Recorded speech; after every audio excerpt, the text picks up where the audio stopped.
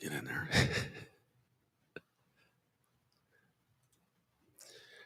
ABC had GMA, Lizzie. Mm-hmm. I guess we're GMP. GMP. Yes, GMP. I've always wanted to be a GMP. Maybe we should change the name of the show to that. Yeah, GMP. Seriously, GMP. Yeah, I like that. Good Morning Patriots. Mm-hmm. Love it. I think I like, I'll call it GMP. Very good idea. Good morning. You're now listening to the GMP. Which could be part of our America Live Yes. syndicate. Love it. How's your family doing? I know you guys have had a lot of stuff going on. Oh, we're hanging in there. We're hanging in there. That's it? Yeah. No, it was good. I mean, it was good. Just really busy. Thanksgiving was good. And your father-in-law had passed away, just to let correct. people remind people who are jumping into the show. Just a lot of stuff you find out when someone dies that you did not know prior. So you got to be really careful. So like, if you write journals or you leave things behind and you don't want them to see it, you better be careful because then you're having to, so we're looking through some things that's interesting. And you find out a lot of family secrets and things you just didn't know. Mm-hmm. I've always thought that, my one daughter wrote a lot of diaries when she was a teenager. Now she's like, burn those. I don't want anybody to see that. I don't want my kids to see that when I get older. What a great point. Yeah. So, if you leave it behind and it's something you've been hiding, think about the people that like hide things in their nightstand bed, whatever it is. If you die suddenly, someone's going to find those. So just be careful what you leave out. See, what I say is, what do I care? I'm going anyway. Well, that's true, except for maybe you don't want your kids or grandkids to see you in a light, and you won't care after you're gone. You won't, but your kids do. Well, nobody should be talking about what they find in people's nightstands. You know what I'm saying? Like, if you find something in somebody's nightstand who's passed away, keep it to yourself. Yeah, but people don't. We found something years ago. It's funny, but it's not funny. I guess it would be my grandpa-in-law. After he passed away, there was drawers and people had to go through the drawers. And this was years ago. And the note is funny, but it's not phony. He wrote a letter to his mother about who would be his wife, which would be my husband's grandmother, and said, Mom, I met a wonderful lady. She's nothing good to look at, but she comes from good stock. Literally, that was written down about David's grandma. And he's like, I never looked at grandma, whether she was good looking or not, but she apparently came from good stock, but she was ugly. So, it's just stuff that you leave. Good stock. Wow. Good stock, but you ugly. So, it's like, oh my goodness. What Bindy's saying, she found her mother-in-law's old diary and she threw it away because she didn't think she wanted anyone to read it. And that's probably true. Yeah, you don't want to read it. We're human. It is who we are. It's But you might have said something in it that in your diary about how you felt at the moment. And then later on, you could really hurt your descendants' feelings. So just be careful. So if you think that you're feeling real bad, burn your diary. Yeah. Crazy stuff. I hope nothing. We all know this. No, nothing was said about you, was it? No, actually, we didn't find anything like that from him at all. Nothing that would hurt anybody's feelings. He was a wonderful, wonderful man.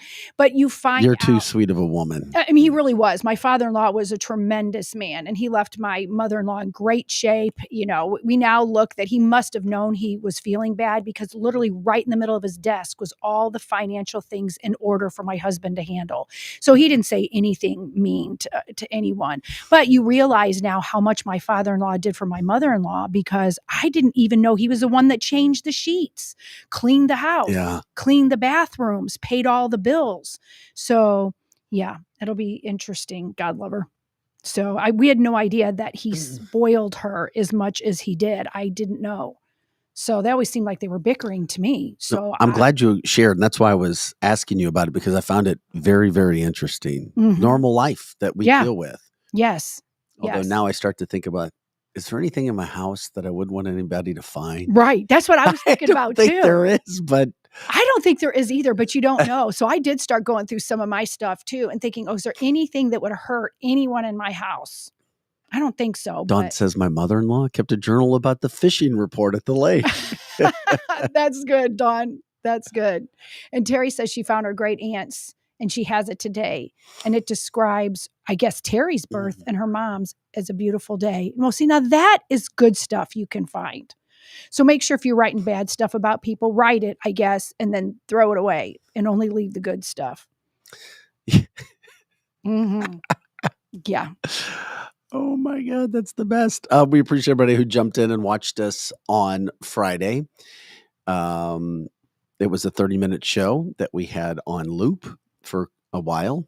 We appreciate everybody jumping in from that standpoint. We were trying to be with you as much as we possibly could, and hope everybody had a really good weekend. It seemed long to me. Lots happened over the weekend, so we continue to do this here.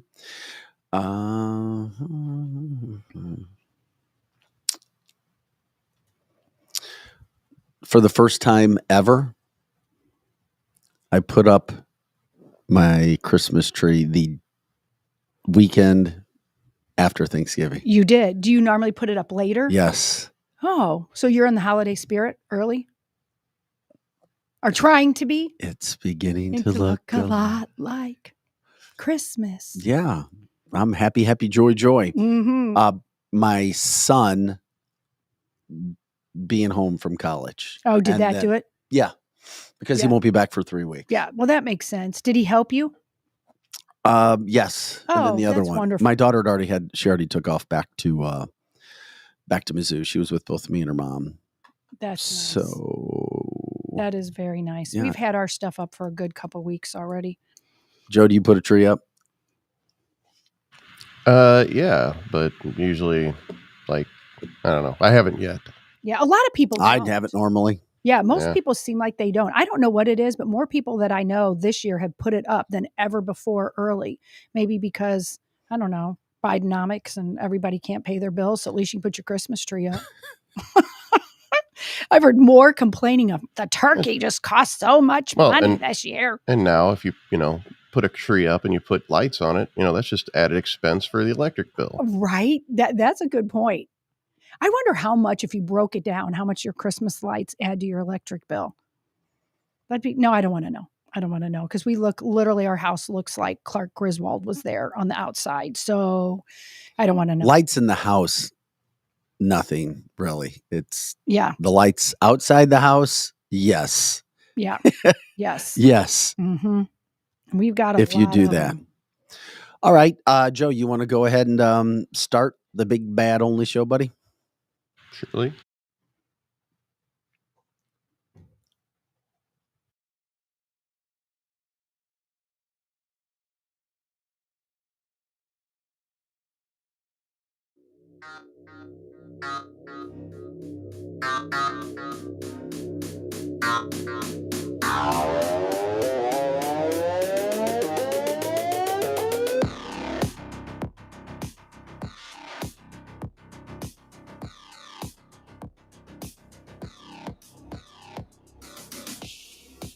Hey guys, welcome to canceltheshow.com. I'm Vic Faust with Lizzie Sparks and Pro Joe. We are here ready to rock and roll the Monday after Thanksgiving, November 27th. Glad you're joining us for canceltheshow.com. Monday through Friday, 8 to 10 a.m. Central Time, and all the time, of course, on our website, canceltheshow.com. Check out our old episodes as well, of the ones we've done. You can still like, subscribe, share the show. Not only get that information, but it's evergreen advertising. It's there all the time. It helps our advertisers as well. We love the pre-show as well, Dawn. Yeah. And we've talked about doing a whole show just taking all of our pre-shows. But then love that. Would you guys... I think some people would love it. It's like a morning show without the hardcore politics, without the hardcore headlines. Yeah, they see the behind the scenes. We could do that too. Mm-hmm. We'll do whatever. Mm-hmm. Did you know that this morning that you're a sinner? Yeah.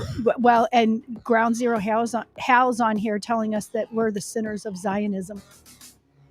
Yeah, I've been called a sinner. I know I'm a sinner. Yeah, I'm a sinner too, but I wasn't quite sure that. So if I ever forget that, he comes on most mornings and calls us a sinner of Zionism. So if you guys ever thought we were perfect, no, we know we're not. And I people do call try. us out. I do try to get better. I do believe in forgiveness. I do believe in being humble enough to apologize if you're wrong. I don't know where that's coming from, but yeah, that's all right. Good morning to you too, Al. We appreciate you jumping in. Yeah, we love it. Paul says it's like doing a little cardio before hitting the free weights. That is the Our truth. pre-show. That's a good analogy. It is, but you know what? A lot of people just like that straight home cardio though too, all the way through. That's true. Yeah. There's some people that probably don't like it and they just want to hit right away the politics and the headlines and they don't want to hear. See, but that's the jabbering. thing. You can philosophize anything in life. And we've talked about that with this show before. It's like, do we do hardcore politics all the time? My biggest fear in starting this and doing the show a year ago was, are we all local? Are we national? Are we trying to do a combo? Yeah, you say you can localize national stories, but it is one of those things that when you try to do a show that's national too, because we have a lot of listeners in Michigan and Texas and Illinois, and like, oh, if you talk St. Louis or if you talk local, we don't want to listen and we'll tune out. Then if you talk national, you can get people outside of the local area, but then national people are not making up the local side of where we get advertising from. So it's always one of those, what do you do? What do you not do? Where's the right zone? We should put up a poll on Facebook, and I mean, there are ways to poll your listeners, and Yeah, we could put it up on Facebook and let them decide. I agree with that. The only problem is most of our audience that we see that listens or watches us, they don't chime in on Facebook. Our live listeners do. Correct. And our live listeners, we have a lot of local, but we do have them all over the place. We do. But I mean, and I'm kind of partial to the local just because it affects right here. And I think if you don't talk about your local, then the whole national stuff doesn't matter anyway. But so I think a combo is probably the best. Well, and the way I look at it is, if those people don't want to get on Facebook and do the poll, then you know what? You don't vote. Shut up. Right. Hey, we should have a shirt that says that. You don't vote, then just shut up. Just shut up, you people. But he says it's all connected these days. Keep doing what you're connected. doing. Paul says you have the perfect mixture of everything when it's relevant. Yeah, we try to. And by the way, we love it when you guys jump in for the live podcast, the live cast, which we think separates it because so many people do generate interest. Lizzie does a phenomenal job in regards to promoting the show, in regards to people jumping on, the posts throughout the day, everybody doing what they're trying to do and be a part of the show. So thank you guys for jumping in from that standpoint. The live cast is important as well because it helps make the show. We're here for you guys. And obviously we missed you last Thursday. We did do a show on Friday, a little mini show, which is a lot of fun to do. And we'll continue to do what we're doing. News headlines, politics, cancel culture, education, business, and of course, Free for All Fridays when we can get them. Coming up this Friday, Patrick Willett, who's an East Coast guy, he came on before and broke down the inside of what happened to JFK, and his breakdown and the study over many years, in my humble opinion, was phenomenal. It was one of the best ones you would ever see. Well, Patrick's coming back this Friday. It'll be a packed show because we got Kelly Mano, we've got Eric, and we've got Patrick Willett. That's going to be great. Patrick is he's breaking down the taking over of Minneapolis. Wow. And I had no idea, but there has been a plan in place. Mm-hmm. And if anybody's been to Minneapolis, they know it has turned into a foreign country. You look like it's the Middle East when you go there. I was shocked when I was there a couple years ago. You can't even tell that it's America anymore. I mean, you can't even see any well, not much, I should say. Many people that are Christians or Jewish, it literally looks like it's Middle Eastern. Robert says it's okay with local. I find it interesting. Robert from the state of Michigan, he says, but mostly I'm surprised how similar your local issues are here to ours in Michigan. Mm-hmm. That makes sense. You know what? A lot of those things have come, and it gets down into some of the crime. Yes. A loss of government caring about true America, red, white, and blue, patriots, as we like to say, economy, safety, first responder issues, all of those things. Yeah, they do go through. Aaron says, just like Ireland, good to see the Irish people starting to stand up. Yes. And we're going to get into that in just a second. As a matter of fact, coming up on this show, Conor McGregor, arguably one of the most popular individuals in the world, whether you are a UFC fan or not, many people know the name or have seen the name. And Conor McGregor to a point where he is, I mean, you've got people in Ireland asking him to run for president, and not from a standpoint of The Rock in America, where he doesn't get involved in political issues and he wants to stay right down the middle and he doesn't want to rock the boat. He doesn't want to ruffle any feathers. Conor McGregor flat out calling out some serious issues and things that have happened to kids, and a little girl who had both Israeli and Irish passports, dual citizenship, and she was a hostage. And it's not just the United States of America where we're dealing with government issues, and it's not a situation we're just trying to call out Democrats, but it is interesting. There is a party in all these countries that are taking the pro government standpoint and not caring about any individuals. Very, very sad. France, the farmers are fighting back also. They've been doing that for some time as well. Hope we do not have to go to zones like France has gone, but I assume we already have them. I know a lot of America catches up on things after the fact. We just are, because we don't want to get involved in things. And Paul says McGregor also has that fuck you money to run and win, which would be very interesting if he ever wanted to do that. The thing he has is he is about his country, and he is also a fighter who's not going to sit back and allow things to happen, which means he's not bought and paid for by government. Mhm. He's a self-made man, and he made his money in the ring fighting. So we're going to talk about Conor here in just a second. A lot of massive issues going on from a worldwide standpoint that will, if they don't yet, as Lizzie, Joe, and I talk about off air as well, Javier Milei, the president-elect of Argentina, saying he's going to do away with the central bank. Mm. That's as big of a story. That's big. You don't do that. Right. Countries have been invaded, Yes. and including the United States invading for trying to take away a central bank. These are massive issues, whether Americans get it or not. We know we have an educated audience. That's the one thing, by the way, not to get off track. And Lizzie brought this up before. She's like, we really have an educated audience. We really do. When we look at what we offer, when we look at what other shows offer, I mean, technically we don't compete with radio. We're kind of our own entity in its own. But Lizzie's like, the one thing, and Lizzie has a lot of experience, is that we have an educated audience, and that's because of you guys. And we are grateful for that. And of course, you educate us, as we say. We try to educate you. We entertain each other. And when you guys go out and spread the show and bring other people in, we just become a stronger unit. So we're grateful from that standpoint. That's for sure. Donald Trump news from the weekend. He continues to increase in the polls. Biden fading in the polls.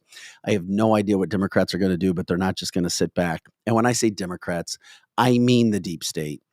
But the Democratic Party is more associated with the deep threat or with the deep state than Republicans are, even though I know you guys will tell me, yes, there are some Republicans who are bought and paid for. And we see that when it comes to voting in Congress all the time. New York retailers, when is enough going to be enough? Gosh, $4.4 billion lost just last year in shoplifting. We'll get into that. Also, Christmas displays, Christmas tree lightings, all over the country being disrupted by pro-Palestinian Hamas movements. And yet you want to tell me that they're all peaceful. It's very, very bad when we're having to deal with that stuff. Also, as we get started with the show today, shout out to our partners, our sponsors. Amini's Furniture in the Chesterfield Valley, your leading supplier in traditional and infrared saunas and saltwater hot tubs. Arash came in a couple weeks ago to talk about what they offer and all the benefits of saunas. They've got very doable price plans for people. They will work financing with you. Just to show you the benefits of saunas from a health standpoint, from a stress standpoint, from a blood flow standpoint, and from a weight loss standpoint. You can go to our website, canceltheshow.com. We have a contact sponsor and a Shop Now website up for you to do that. Complete Auto Body and Repair, of course, the fastest growing auto service center in the region. Family owned. They've been offering the complete experience since 1973. Once again, you can go to our website, canceltheshow.com. Click on partners. If you need to do or use any of these services, please check them out before you go anywhere else. They help us. We have a partnership with them as well. Experience Real Estate Partners. Of course, she's an audience favorite. Kathy Helbig-Strick, Steve Strick, her husband. They spearhead the region's top realty team, offering exceptional skills and the latest technology. They come in on Wednesdays. They talk to us. Her experience is what separates her. Her honesty is what separates her. And Steve is the same way when it comes to the mortgage industry. Of course, they also talk about their side business, New Age Health and Wellness. More and more people going in to find about how they can get healthier and get their body in check, their hormones in check. And there's a reason why they're expanding, because people like what's happening. Also, Route 66 Cannabis, Ham and Crew come in on Wednesdays for the Weed Wednesday segment. Your fast lane to the Midwest premier cannabis shopping experience. Of course, all of their links on our website at canceltheshow.com. Solar City STL, making renewable energy part of your life. The heavy lifting being done by them. They do their own installations. Also, their financing program, second to none. All you have to do is give them a call. Give them a call. See if it works for you. It makes total sense when you are using a lot of energy to get off the grid and not trust what's happening from a government standpoint. Strategic Air Services, the premier private transportation providers in all things aviation. From aircraft management to the concierge services and acquisition, they're always looking for pilots as well and people to work here at the facility because they do a good job.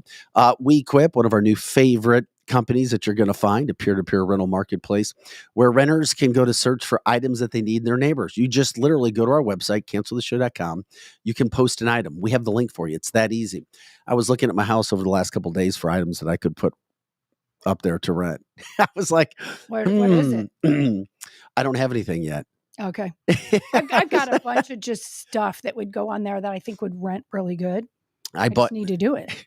Sad. I bought 4 years ago, and I opened it up and I never got to it, a drone for my son for Christmas. And he got another drone from another family member. And I've got it sitting in there. And I was like, damn, I wonder. Somebody would rent that for sure. For sure. So I'm like, got to put that up there. Also, Wenty's Food Shack and Saloon, the original food shack of Gumbo Flats, the best pizza, burgers, wings, and smoked meats served. They've got a massive patio. They've got live entertainment Thursday, Friday, Saturday, and Sunday. And of course, terrific food all the way around. And of course, that is where we're going to do our December 7th party. We're going to do our party there December 7th, 7 p.m. Once again, December 7th, 7 p.m. at Wenty's, a holiday party that we have there. Okay, we appreciate everybody jumping in. I'm Vic Faust with Lizzie Sparks, Projo in the house as well. You guys rock and roll. Hope everybody had a terrific holiday weekend. I wanted to start right off the bat with the situation that we were just talking about, if that's all right. Conor McGregor and what's happening in Ireland. Ireland. Let me repeat, Ireland, of all places. Guess what? They have the same sort of situation with their government trying to take over as well. And if Conor McGregor's having to come out and say something, things have gotten bad. Over the weekend, we didn't do a show, but look at the fires all over the place. And these are fires being started by Irish people who are upset that their government is allowing illegals to cause problems, rob people, kill people. And these are immigrants. And then on top, they had to come out and he said, we are not losing any more of our women and children to sick and twisted people who should not even be in Ireland in the first place. Now, lots of Irish have been standing up and saying things, but sometimes it takes somebody with some clout, a name like Conor McGregor, to come out and say something. And now he's being asked to run for president because allegedly the Irish government isn't doing anything. They're making excuses. And this also goes to a little 9-year-old girl who was one of the people who was kidnapped by Hamas. He also came out and said, quote, talking about this little girl. He literally went after Ireland's prime minister over a weak response to Hamas releasing a 9-year-old. Her name is Emily Hand. She had dual citizenship in Ireland and Israel. And literally they just came out and they didn't go after Hamas. They're like, oh, we're just happy she's back. Conor McGregor comes out and says, quote, she was abducted by an evil terrorist organization. What is with you and your government and your paid for media affiliates constantly downplaying and attempting to repress horrific acts that happened to children? You are a disgrace. And as soon as Conor McGregor said that, guess what? He is now being investigated for a hate crime by the Irish government. Of course they are. And Ireland has been way worse than America on, I guess I would call it the woke agenda and all of that. And someone on the chat line, but we've talked about this on the show before, was saying that the number one new baby name is Muhammad in Ireland. So that'll tell you we're not I at remember that point. doing that story. Yeah. It was in a specific region of Ireland. Correct. And so we don't have that yet, except for maybe, well, there might be a couple places that might be starting to happen here in America. But as a whole, if your number one name is Muhammad, and I am not racist, but I don't think that these people should be called immigrants. They're illegal terrorists, and they're coming here and Muhammad, and they're just procreating at a large pace too. That's kind of scary. You know, I wonder which came first, the way that the Scientology community operates, or the way our government operates, because they seem to do the same thing. Like, if you talk bad about Scientologists, like all of a sudden you got private investigators and people all over you, just, investigating you and trying to find anything just to pressure you to leave them alone. Well, the government's the same damn way. Yeah, that's I wonder which came first, Dianetics or, the government. Very good point. And it could be, it's almost one and the same. Because if you look at a lot of the people that do Scientology, they love the deep state. They love the mainstream media. They love the government. So, Joe, you very well could be onto something that makes a whole lot of sense there that nobody's talking about. And it would explain why the government doesn't stop what they're doing to people. Like, they're enslaving people in that whole community. I mean, Leah, what's her name? Leah Remy. Or whatever. Yes.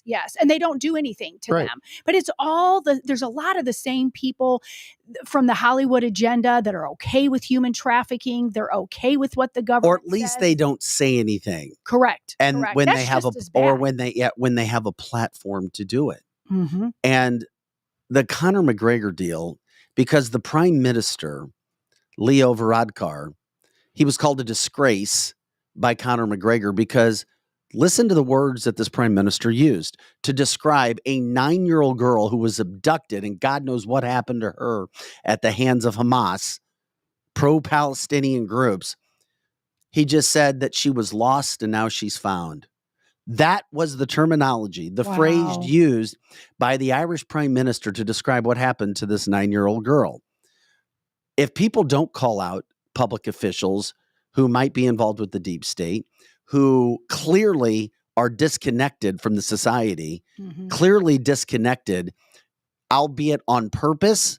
And I just happen to believe it's on purpose. They don't want to upset certain people. As Lizzie just said so eloquently, Ireland is becoming vastly populated by Muslims. Correct. That doesn't mean they're bad. It just means that they are pro-Hamas. They are. The majority of Muslims are pro-Hamas from Iran. They just are. It's a fact. Mm-hmm. You can see it in any of your local cities as well.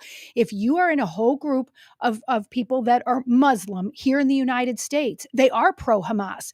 And I'm not saying all of them, but as a majority, they are. That should tell us something. And we've grown accustomed here in America to have guilt if we say anything like this. But the truth, because then you just don't like brown colored people. You just don't like people from the Middle East. You just have to call a spade, and not enough people are doing it. So Conor McGregor tries to put the prime minister in check for kind of a laissez-faire attitude. He's like, oh, yeah, we're a sigh of relief. We're glad that she's back with her dad. And Ireland, and he's calling it out. He's saying what people want to say, but we're afraid to be canceled about. Correct. Going after. But then now, what happens when people see that the government is going after one of their most prized possessions in Conor McGregor? He is one of the most popular people in Ireland right now, if not the most popular person. Known, well-known, has always had a pride of country and promoted Ireland in every single way. I find this to be very fascinating and disturbing story. Godspeed to Conor McGregor for calling it out. Lost and found to describe a 9-year-old girl. Holy crap, what is going on? And that is the prime minister. And then we get into how does somebody get elected that would say things like that in a country like that? Is it all fair? Well, are elections fair? Makes you wonder, is that really what Ireland elected? Is that really what they wanted? So what I find fascinating from this standpoint is what's going on in Ireland isn't so different than what a lot of people see happening here in the United States. Correct. It's almost everywhere. And, you know, like one of our listeners, Chris, said, whatever happened to we don't negotiate with a terrorist? And it's not just ours, going to your point, it's the governments all over the world. It's one weak, feckless, one world order is what's going on. And if you didn't notice that before, it's real obvious now. United States, England, yep, Ireland. We showed you what's happening in Spain. We have shown you what is happening in Poland. We're showing you what's happening in Argentina. And it's not just here. You see governments trying to impose their will over people all over the world right now. People trying to have marches, people trying to stand up to what's happening, people trying to bring to light certain issues because guess what's controlling them? Media. Guess what's trying to control them? Media, national media, controlling the messages that are being sent out. It's all over the world. That's why Donald Trump talks a lot about the deep state. I wish more conservative candidates in the country, the United States, would talk about what the deep state is doing. It's not the boogeyman in the closet. It's not something that is a fairy tale. It's real. And if you open your eyes and drop the pride, you'll see it. And so many people who were prideful are now starting to see it. And I've said when we were at Thanksgiving, you give me hope, by the way. Well, you know, my kids were saying that. I'm becoming more positive. Well, I just was sitting there with my kids, and one of my kids, all of them are conservative, but one, he leans a little bit more to the left, and he's waking up all the time. And he grew up in a conservative household, but he's like, gosh, Mom, I hate to admit it, but you're right. All of my friends are seeing millennials are effed. And he used that word, which kind of surprised me. He goes, they're effed. If it wasn't for parents like you guys that admitted this, my two oldest married kids both own homes. And he said, but none of my friends do because they didn't teach them about money.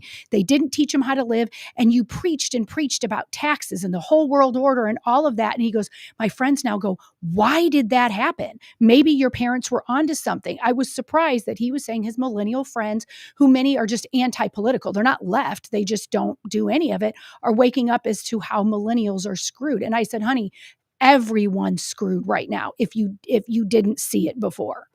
I'm just grateful that Conor McGregor came. He adds a whole new mix to this entire situation from a pop culture standpoint.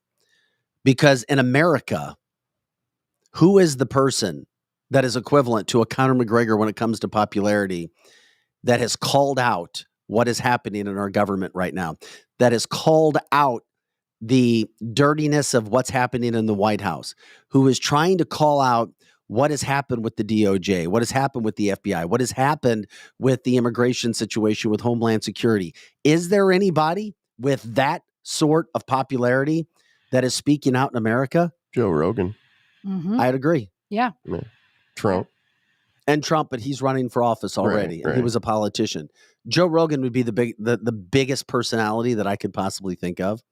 And it's almost, as somebody said earlier, it's almost like you have to have, quote, and this is their terminology, the fuck you money or the fuck you popularity to be able to do it. Oh, for sure. Yeah. And the good about your this average is, Joe couldn't do that. You know, like I was at my daughter's church this weekend and they were talking about we're in the end days. And it was truth. You could back it up with scripture. But I agree. It's hard not to believe that. I believe that we are. However, I also believe that lightness is what brings out the darkness. And even though it looks so evil and it looks so bad, it's all starting to be exposed. Now, are we doing something about it? No, I don't think as a general rule, it's all being dismantled yet.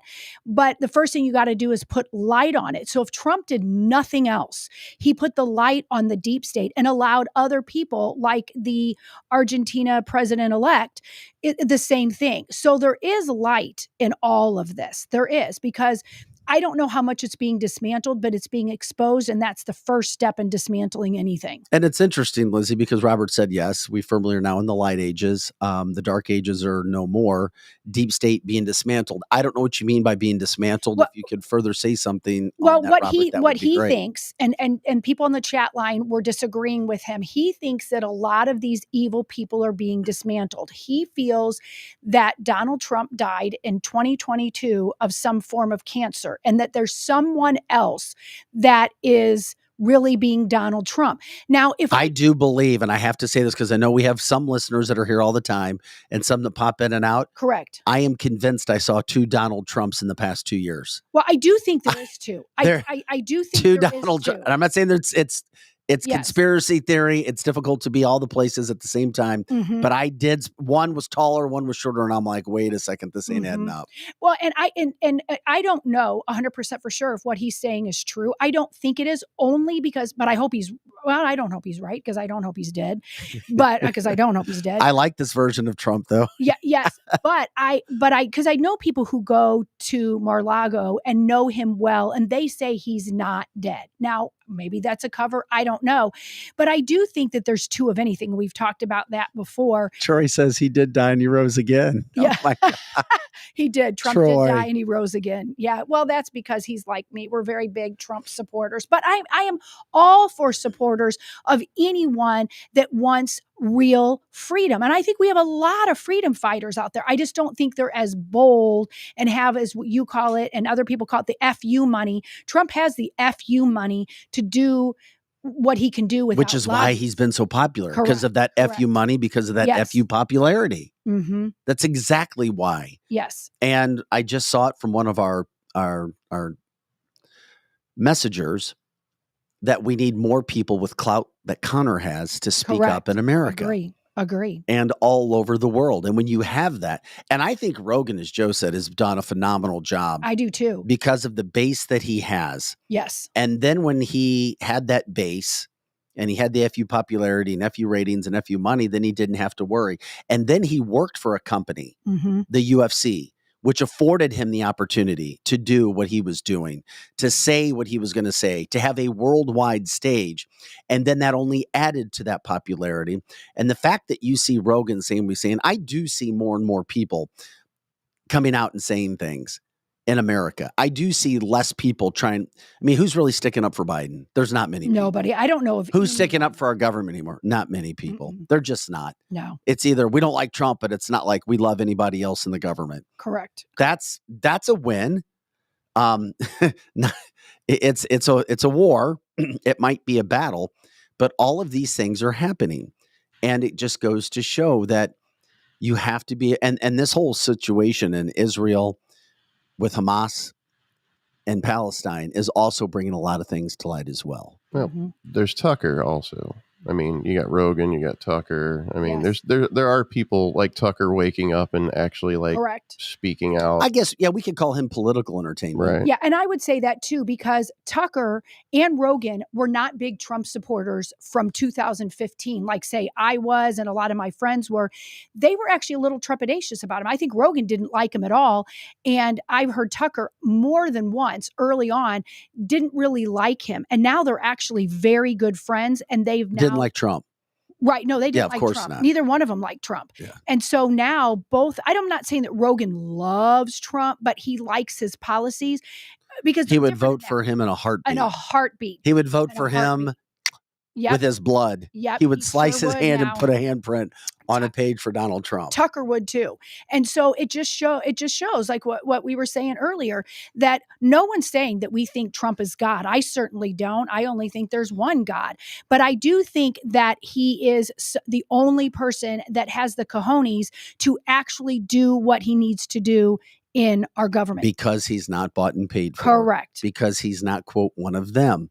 One of the best scenes ever we showed here, I think it was last Monday, Donald Trump. Yeah. Kid Rock.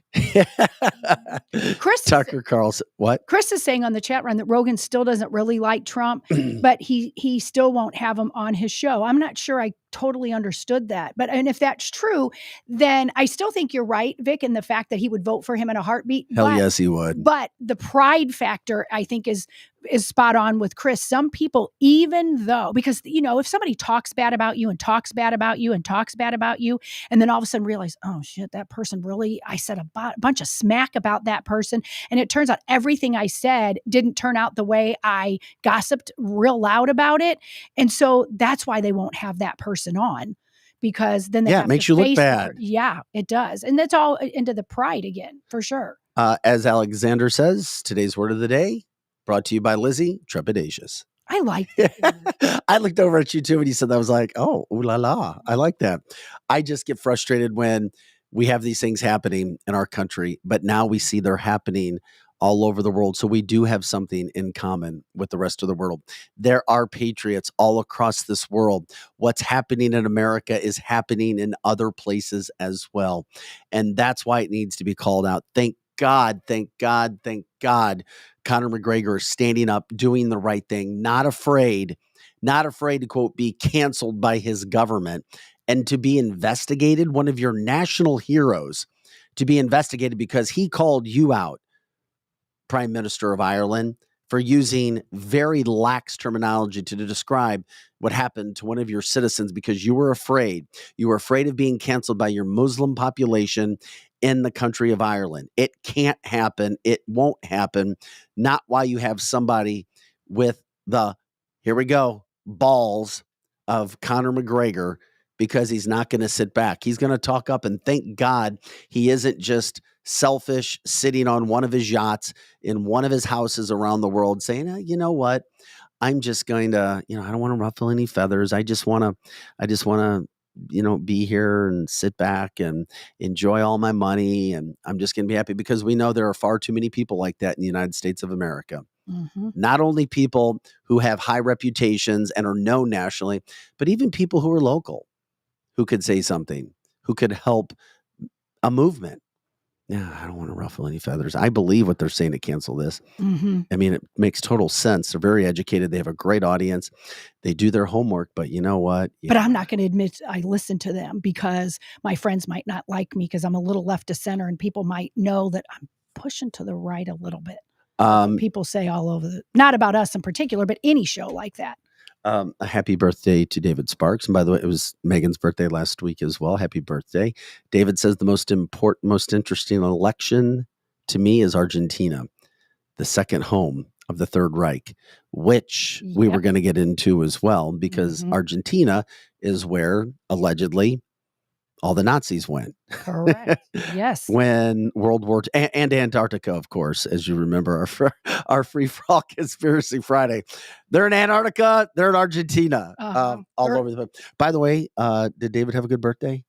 He did. He did have a good birthday. Our kids were really great to him. All came over. His mom came over and gave him the most endearing present.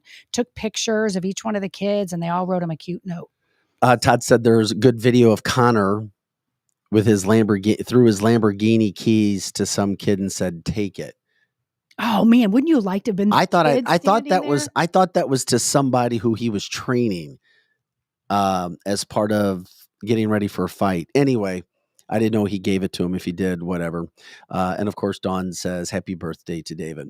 Okay, so Conor McGregor calling out what's happening right now with Hamas, with the pro-Palestinian movement. His Israeli prime minister has a problem with all the people, the illegals that are coming into his country. In his country, it's Muslim. And then, of course, the whole situation started with the release of hostages, finally, but not all of them. As we heard earlier, what happened to not negotiating with terrorists? And of course, there's now a ceasefire, a 5-day ceasefire. And I don't know if anything, that benefits Hamas in Palestine. It doesn't benefit Israel, which is sad. And Donald Trump even came out over the weekend and said, quote, "Has anybody noticed that Hamas has returned people from other countries? But so far, he has not returned one, or they have not returned one American hostage." There is only one reason for that. What? Once again, I don't know. Yeah. Is it because they hate America? Is it because Joe Biden is compromised? Both. Both of those things. But it's fascinating to hear. And then word comes out today that Joe Biden, on October 25th, after the October 7th Mm-hmm. slaughter of Americans, Jews, and people in Israel, that Joe Biden came out and gave a number of the amount of people who were actually killed in the response by Israel. Mm-hmm. Well, allegedly, behind the scenes, American Muslim leaders were upset and said that he shouldn't have said or doubted the amount of civilians that we said were killed or people that were killed. So what did Joe Biden do? Joe Biden apologized. He apologized after openly questioning the numbers that Hamas was reporting, that Palestine was reporting, the casualties in Gaza. He came out and literally apologized to them in the meeting that they had, saying, quote, "I'm sorry. I'm disappointed in myself." Are you kidding me? This is what our president has been relegated to The apology tour. getting on his knees to these Muslim leaders in America. Well, you know who told him to do that, right? Because Obama did the whole apology tour all the time. Makes sense. He's the one with the earpiece in. He's Muslim himself. So he's literally telling Joe to act like that because Joe doesn't know what he's doing. And so this is another obvious thing that's going on, that Obama is running the show. And this just happened yesterday, too. As Aaron said, there was an American girl in the group released. They released a mom and a daughter once before as well. That was early on. They had dual citizenship as well. So it wasn't that the statement was false. It was that the whole situation is now being added up. Learn from Obama and Kamala how to get on his knees. Ooh. What a great quote, Aaron. That is a great quote. And like Terry saying, never, ever apologize to a terrorist. And we've been apologizing to terrorists and bashing our police since Obama. I mean, it started before that, but it became obvious under Obama. Mary says, "Oh, please, somebody deliver us from Joe Biden." Unfortunately, we're stuck in it right now. These things continue to happen. So you see what Connor is doing. We've shown you what Spain has happened in Spain. We remind you that in a certain section of Ireland, the most popular baby's name is Muhammad now. The prime minister, afraid of being canceled, refusing to call out a kidnap, an abduction for what it is, instead saying this girl was lost and now she's found. People are bought and paid for at the highest levels of government, and it takes people with gumption like a Conor McGregor to speak that. And then I am seriously afraid for Javier Milei's life in Argentina. And that's not just me saying so. No, I think you're right. The fact that this guy ran against the establishment. Yes. Ran against the socialist, Marxist government leadership. He won. Somehow he won. Many call him the Donald Trump of Argentina. Yes. Not only does he come out and basically say F you to all of those, quote, deep state members, and he is a, quote, Argentinian patriot, he has now come out with what I believe is one of the most important deals that you could possibly talk about, the central bank. And if you look at the central bank across this world, and there was only a few countries who did not have the central bank. Russia is one of them. Correct. Remember Libya? They didn't have a central bank either. And then guess what? The world went after them. Yep, they sure did. Not that Muammar Gaddafi was some great guy, but if you dive deep into the situation, you find out that, he was looking to bring up his own money standard. He wasn't going to get involved with the deep state of the central bank. Now, Javier Milei is talking about getting rid of the central bank in Argentina. Love it. That's a game changer. That is a game changer. And that's when I think, oh crap, we are in end times. Mm-hmm. Absolutely. And when you hear him talk, he's even way more brash and way more vulgar, if you would say. I wouldn't say it's vulgar, but well, yeah, kind of. But I love it. I'm not saying it's bad, but he is out there. He says it. And and what's interesting is they're being compared to the same, but their policies are even a little bit different. Trump is even actually more of a centrist than this Argentina guy. He's actually a far right conservative. Great point. He's far right, where Trump is very, he's definitely right wing and a conservative, but he's more of a centrist. I mean, he's more in the middle. And so that's why it has always disturbed me that the left, even a normal, if there is any more, Democrat, thinks Trump's so bad. He's not this far right, crazy wackadoodle. And I'm not saying this Argentina guy is, but their policies are different. They're different. So every major country in the world is central bank, besides Russia. Yeah, I mean, there's some small little countries, many of which they don't even understand. I mean, people would never even have heard of them. Alex is saying it reminds me as if Ron Paul and Trump had a baby. Gosh, that is a good analogy. Put that in your brain, that this Argentina guy is the son of somebody like Ron Paul and Trump. That makes a lot of sense, including the crazy hair. I mean, think about the hair. His hair is very similar to Trump, but the policies are more similar to Ron Paul's actually than Trump's. So he's a definite combo. And of course, he needs to be scared of his safety because he's even hardcore more than anyone probably right now in the world talking about this. And so I am shocked that they haven't already done him in before he could be that loud. And I'm shocked that Trump is not been unalived. I'm just shocked. Yeah, the Trump situation. Trump, yeah, I get that. But the one that really gets me is what I brought up. And of course, David says that he agrees with me. New headlines within 3 months will be that their leader, Javier Milei, will be assassinated in Argentina because the central bank is connected worldwide. That's correct. That's the highest level of the highest level. It is the highest level. It's where all of the Rockefeller types in the deep state all reside. So yeah, we need to watch. I read that yesterday. Yeah. 4 or 5 times over. And I started thinking, I was like, okay, is this real? How is he going to do that? How is this man going to still be breathing? What the hell is going to happen with him now that he has brought that out there? Is there such a massive wave of popularity and optimism for him? Because believe it or not, whether it was a legitimate election or not, there was a good portion of Argentina that did not vote for him. Correct.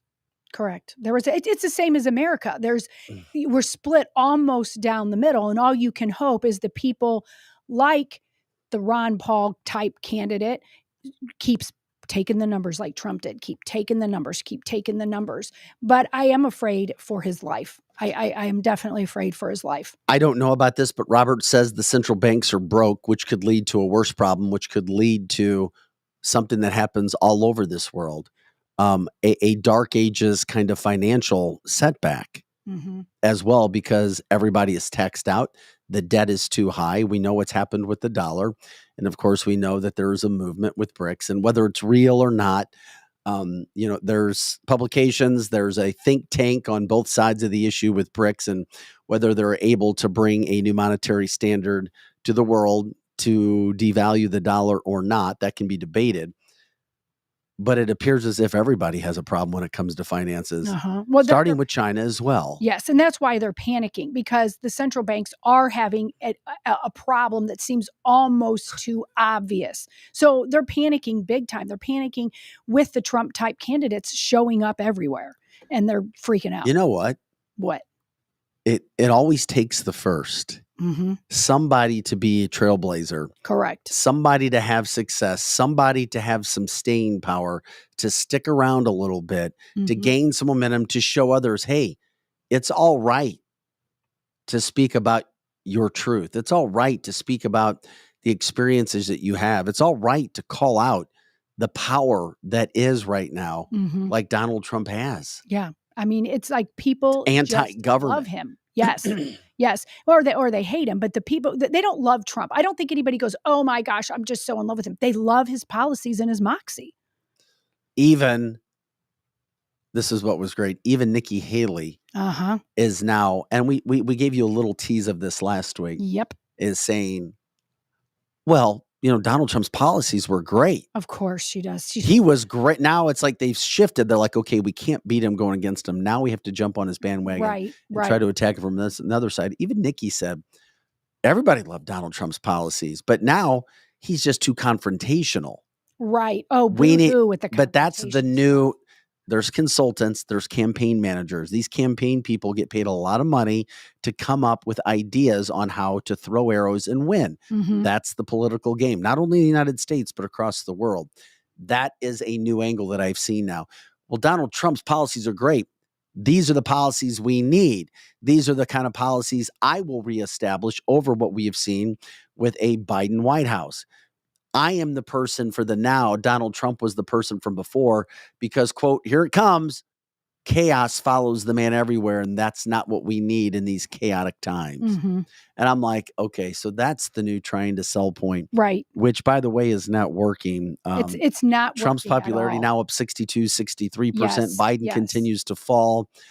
Haley, Ron DeSantis not gaining any ground. These are problems. These are big problems that are happening for those people. Mhm. But that's now the situation that kind of goes into the mix where you see, as Lizzie just said, you have these Trump-like type people popping up Yep. across the world. Mhm.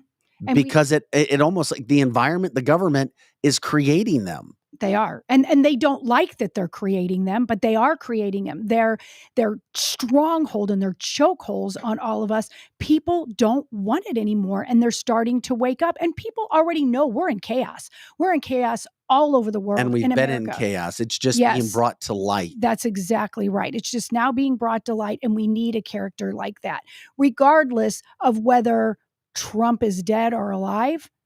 Whoever this is, then leading these auditoriums and these big stadiums, they want Trump. They want Trump. And then a Javier Milei comes across with Argentina. You betcha. The fact that this is a worldwide story that needs, this is every bit as big as Donald Trump winning in 2016. Mm-hmm. They're having their revolution now. Sometimes a revolution, it doesn't have to be a quote, well, we're out with our guns and we're shooting people. It happens at the booths. It happens with the vote. And by the way, their vote is higher than it is in the United States. We're still lazy. Yep.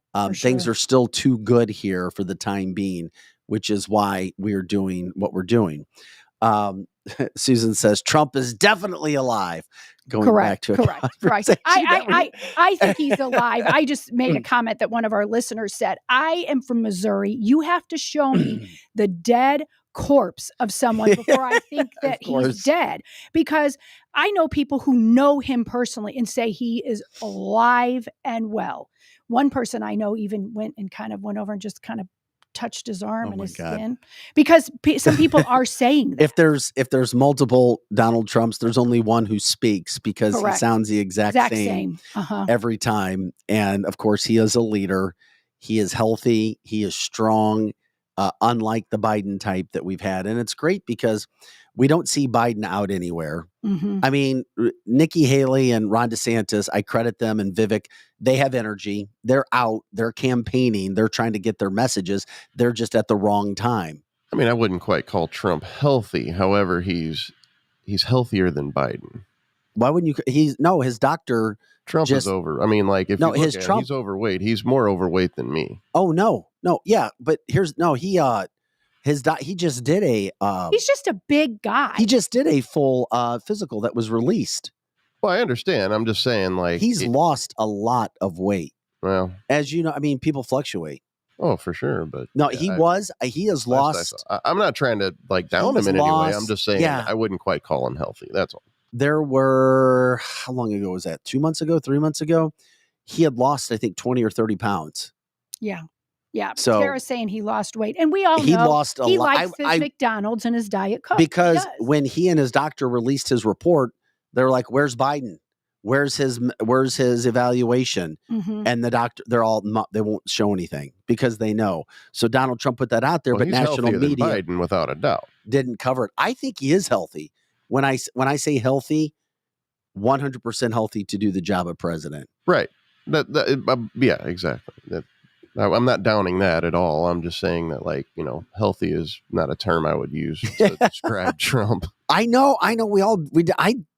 I would use it. I think he is healthy. I think, and when I see He's him, mentally healthy. He's, physically capable. I'm not trying to down him in any way. I promise you. I don't think it comes across as downing. I mean, a lot of times we can get into semantics about vocabulary and things from that standpoint.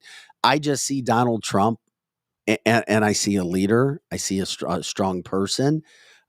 His schedule, Joe, I would argue in some cases he might be healthier than you and me for what he does in regards to his schedule and where he's flying in, flying out, everywhere where he goes. I'm sure he's definitely more active than me. I mean, look at the stuff that is. I wish I could keep up with him. I'm not sure I could keep up with him, and I have a lot of energy. That guy is like the Energizer Bunny. Well, over the weekend, and we've got 2 videos of Donald Trump, and this is what I love. He shows up at massive events, sporting events, UFC, football games. Over the weekend, he went to the South Carolina Clemson football game. Oh, yeah, this is good. And everywhere he goes, people are cheering. People are yelling. People are flocking. They're chanting to him. Mhm. They are, I mean, here it is. Here's one of the videos when he walks out onto the field.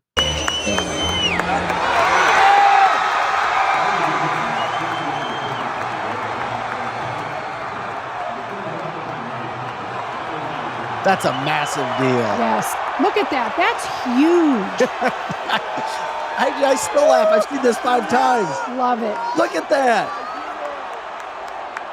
And you're going to tell me he's not what the United States wants? Yeah, come on. Love every minute of this.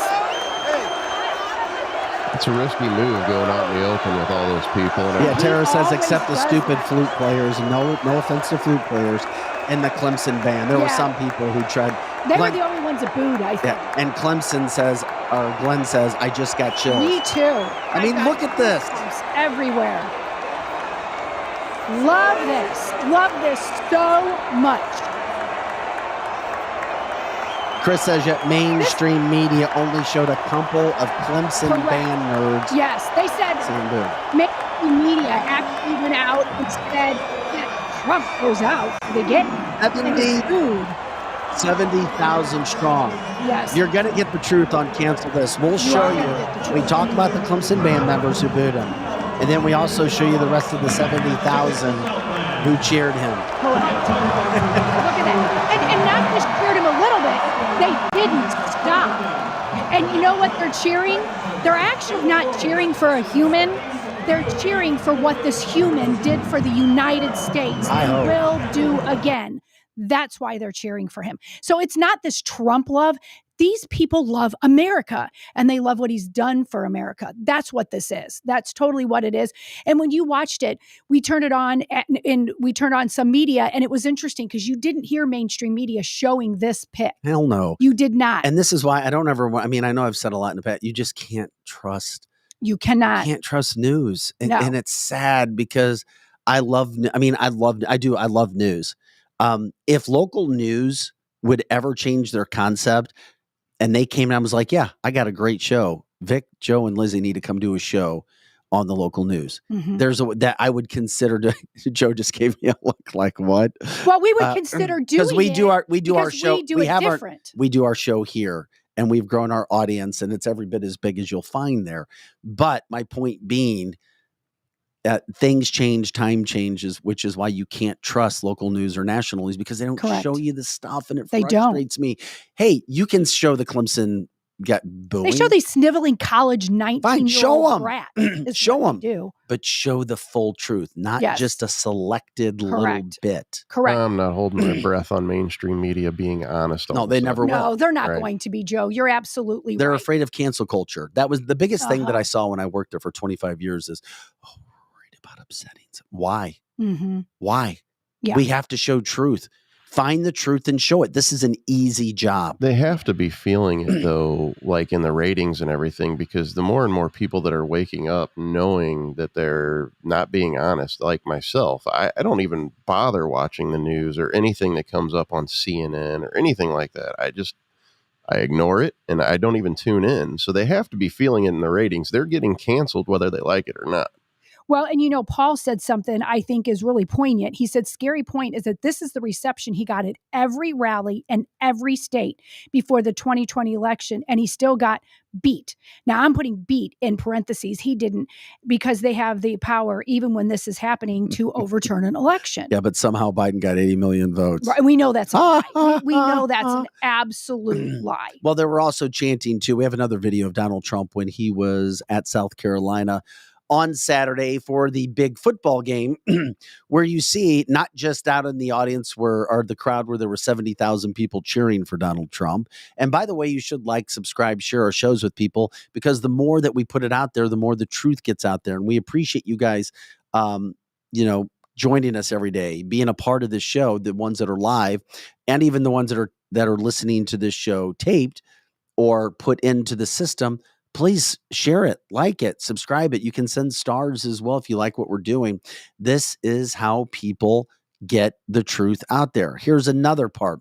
Donald Trump trying to get through the concourse.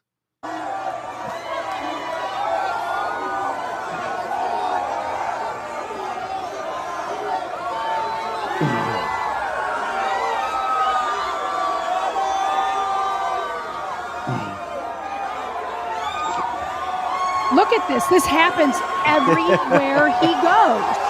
Everywhere. I want to see the footage of Biden getting this kind of reception. Well, nobody gets this good reception. Remember, like Alex is saying, McCain, Romney, any of these people, you could put the Bushes there. You could even put the Clinton. Our country is under attack, and it's time people wake up and realize you are not in the minority. You are in the majority, regardless of what the national media tells you, regardless of what local media may tell you, regardless of people in the Biden administration and in selected positions, you are in the majority. Do not be afraid to be who you are. Be strong to stand up for what you know in your heart is right, what is true, what is honest, what is patriotic, what this country should be. And these are people who are not afraid to do that. Yes. And make sure when it comes time for the election, so many strong patriots put their American flag up, and that should be the highest flag you fly. But then go get yourself a Trump flag or a Trump sign, put it in your yard. Let everybody know you love America first. And when somebody makes fun of you, stand real tall, real strong, and go, and your point, who do you got that's any better? And when you ask them that question, they skulk and they walk away. Put your big Trump sign up. I've never really taken mine down, but that's me. There's a lot of people in my neighborhood that already have Trump 2024 flags up. Put them up. Put them up high. And we're not creating news here. No, we're just showing you the truth. We're actually showing you truth that you don't get to see elsewhere unless you're going and looking for it for yourself. If you watch mainstream media and you notice that you don't see footage like this, it's time to start asking yourself or wondering why. Why? That's a good point. A lot of us have already been saying that. But he's making a really good point, because we already have been saying this for a long time. But a lot of people, I want to ask the same question. Why? Why do you think they're not putting the truth on the news? Why do you think less and less people, and there was a funny comment on the chat line just a second ago, and excuse me because I don't know who did it, but there's people that are in our media that literally hated him and voiced it, and then now has to go downtown where the crime-ridden Democrats are as the only one in mainstream news. They go down there, tell their little stories that are not true, and then what are you talking about, or where? Somebody said, I wasn't going to say the name, but I would. Somebody said, when you were talking about mainstream news, and then if we could then put our show on mainstream news, they said, yeah, because all that's left. We'd be the most popular show by far. For sure, because all it would be is Mike Bush now is going down to the crime-ridden St. Louis area, and nobody's paying attention. And Mike Bush lost all of his credibility. Matter of fact, Mike Bush defriended me when I spoke out so loud. Boom. We were fine before, and then when I got he cared. Whoa! He cared enough to defriend me. This is yes, he did. He was super popular, super successful local news anchor in St. Louis for a long time. Yes. Wait a second. It's a true story, and I only thought about how long ago was this? Oh, I don't know. Lizzie, do you realize the power that you have? Mike Bush defriended You could me. make Mike Bush move to. Yep. I don't. He sure did. We were friends. I don't even know who. I'm sure I didn't ask to be his friend. So at one point we were friends. I still only met him one time. Yeah. And I've met him a couple times just because he would do stories on adoption. And so we have 2 adopted kids, and we would go to the airport and wait for the families to come home with adopted kids. So we were cordial enough. He ended up knowing my name. And I think that's how we became Facebook friends. I never got to go against him in ratings because we were number 1 at 5 and 9 with the shows that I anchored. So I can't say that I beat his ass because we didn't anchor the same show. The same shows. Yeah. And he for I would have years liked to were have said that well-liked. for you. Yeah. That would be nice. That would be nice. But I loved the comment then about Mike Bush. Why did you what were you saying, that he wasn't telling the full story? And by the way, for our national listeners, local anchor, been around forever, has a room as big as this massive studio full of Emmys that he really likes. That's what I'm told. So, because he still puts in. By the way, when you hear the word Emmy, you have to pay money. You pay money, and then you say, "Give me an." It's basically like you give me an award. Correct. And people don't understand. I did that as a 20-year-old. I did it once, and I never did. I was like, "Wait a second, I'm paying money to get this award, to try to get recognized, and then who's judging this? Other reporters and anchors, where they put out emails in the newsroom. Will somebody please come and watch these videos so that they can be judged? You have 20-year-olds judging who wins. So that's what Emmys are. Yes. If you won Emmys in the 80s, early 90s, it was a big deal. Yes, that's true. Not so much in the last 30 years. I would agree with that. It's like, did you ever get the thing in high school where? So that's who Mike Bush is right now. And I've got nothing against him, but I want to know. I didn't even know about this because I don't watch local news anymore. Well, and that's and people do think that about Emmys. I remember in college when I got nominated for the Who's Who Award, and I was like, "Oh my gosh, this is so great!" And my dad goes, I know the feeling. You have to pay money for that. That is not that great. He's like, Lizzie, you don't want to be the Who's Who, whatever. And so that's what it is. I equate an Emmy in recent years to a Who's Who award in college. Who cares? So what did he do again? Mike Bush? Yeah. Mike he Bush went to the city. Well, yeah, what somebody Tashara said. Jones is an awesome mayor. Well, the capital of the you gotta love it.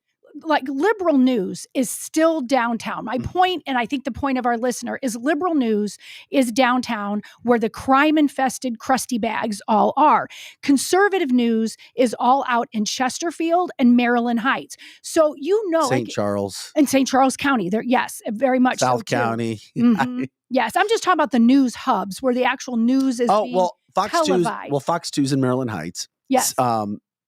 Channel 4 CBS in St. Louis is moving to Maryland Heights. Yeah, they're all starting to move. NBC is still there. KSDK is they're embedded in St. Louis. Correct. And I think that was his point with Mike Bush going to the city and in the crime. He's a Democrat, so he doesn't of course he is. So he doesn't get when he's going down there that all the crime that he's reporting on is due to his own damn policies and his lack of telling the truth on air and defriending Lizzie Sparks. This is the best thing I've heard today. That Lizzie, you have that much power. No, I don't have any power. Yes, you do. No, he cared enough to defriend you. Well, it isn't me. It doesn't have or drop you or delete you or whatever it's called. It has to do with the fact that I posted so much about Donald Trump and Mike Bush gets triggered. That's the point I mean. It has nothing to do with me. It could have been anybody that was. Well, I wonder what he feels about the whole Hamas Israeli situation, considering he's a Jewish man. He probably has a Black Lives Matter sign in his yard.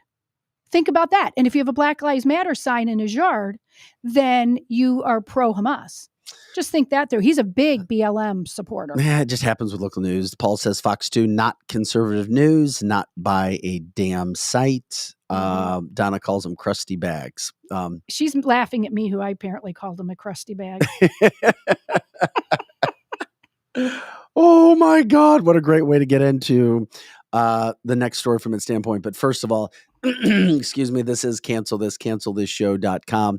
I'm Vic Faust with Lizzie Sparks, Projo in the house. By the way, if you go to cancelthisshow.com, we do have merchandise. I know a lot of people purchased it first, but if you go to cancelthisshow.com, you can click on it, and you can also see that on the front page, we have a shop merch site. I think it's on the front page still for that. Yep. And then when you click that button, it takes you to our website. and it takes you to our merchandise site. And we have tons of gifts here. Great holiday things that are here. Shirts, hats, all kinds of cups and mugs.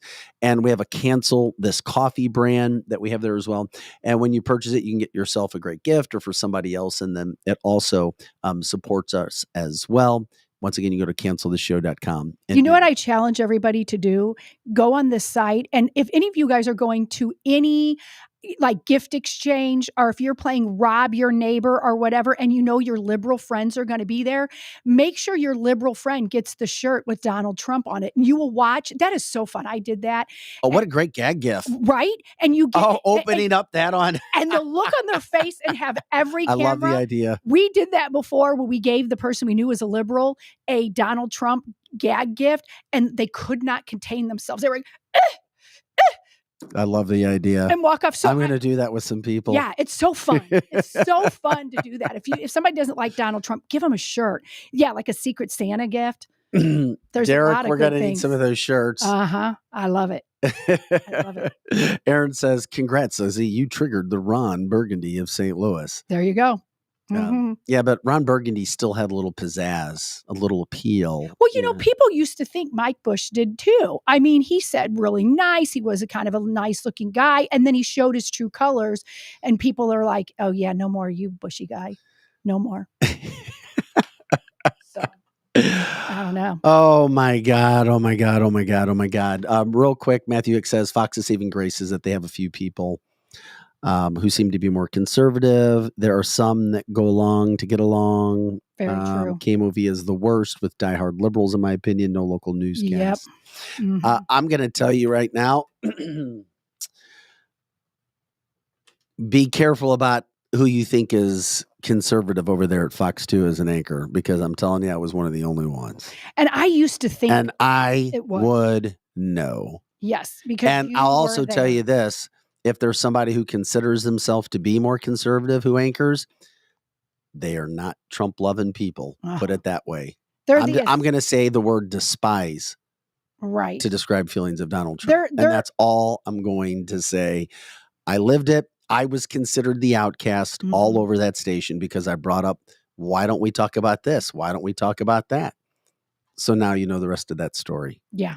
And most people don't know that due to Matthew's point. We wouldn't, because I always thought Fox 2, and at that point I didn't know you, but you always seemed conservative and level-headed to me. I just wanted to seem level-headed and fair. Correct. And so I think we all thought Fox 2 was the level-headed, at least fair and balanced. Can you talk about that? I got to go to the restroom. Yeah. Okay. So before I knew Vic, I thought Channel 2 News was level-headed, told the truth, and did all that. And then I kind of started going, gosh, they're all kind of lying. And there's a blonde, and I won't mention her name, that you could see her nose during the newscast would actually do that whole thing where she's like doing the Elvis Presley, thumb her nose up at it.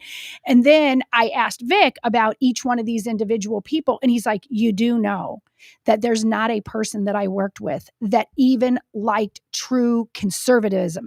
They like Republicans, established George Bush Republicans.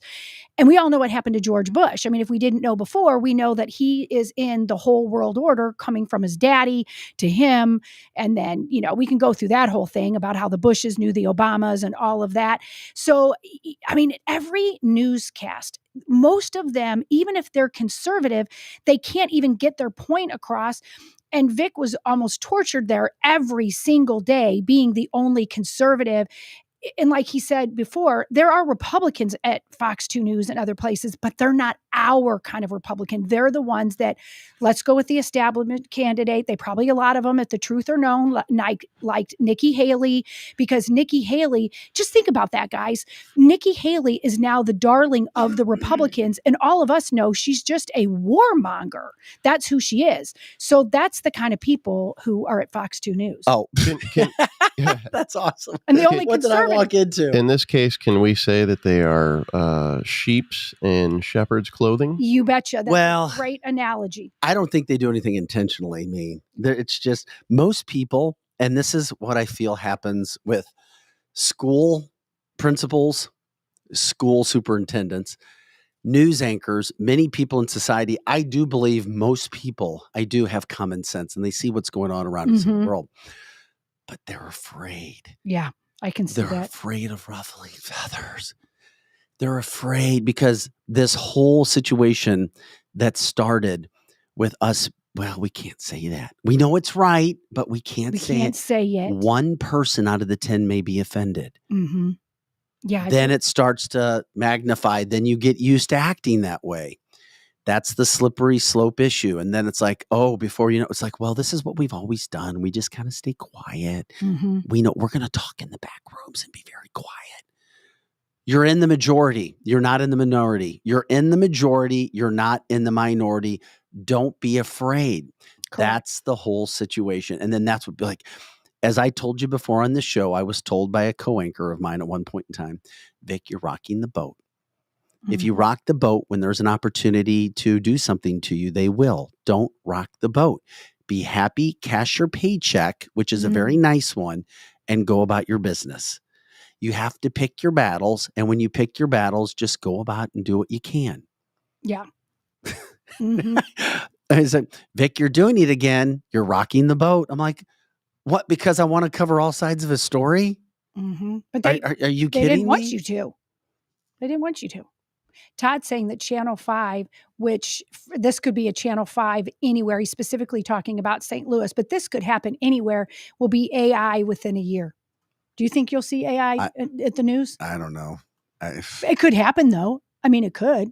Some people think the news person, the news lady that doesn't move her head on Fox 2 News could be AI because she doesn't like move her head and her hair doesn't move and she kind of does this. I don't even know who that is. I don't know her name either, but she does. People on the chat line are talking about. She literally just stands there and kind of.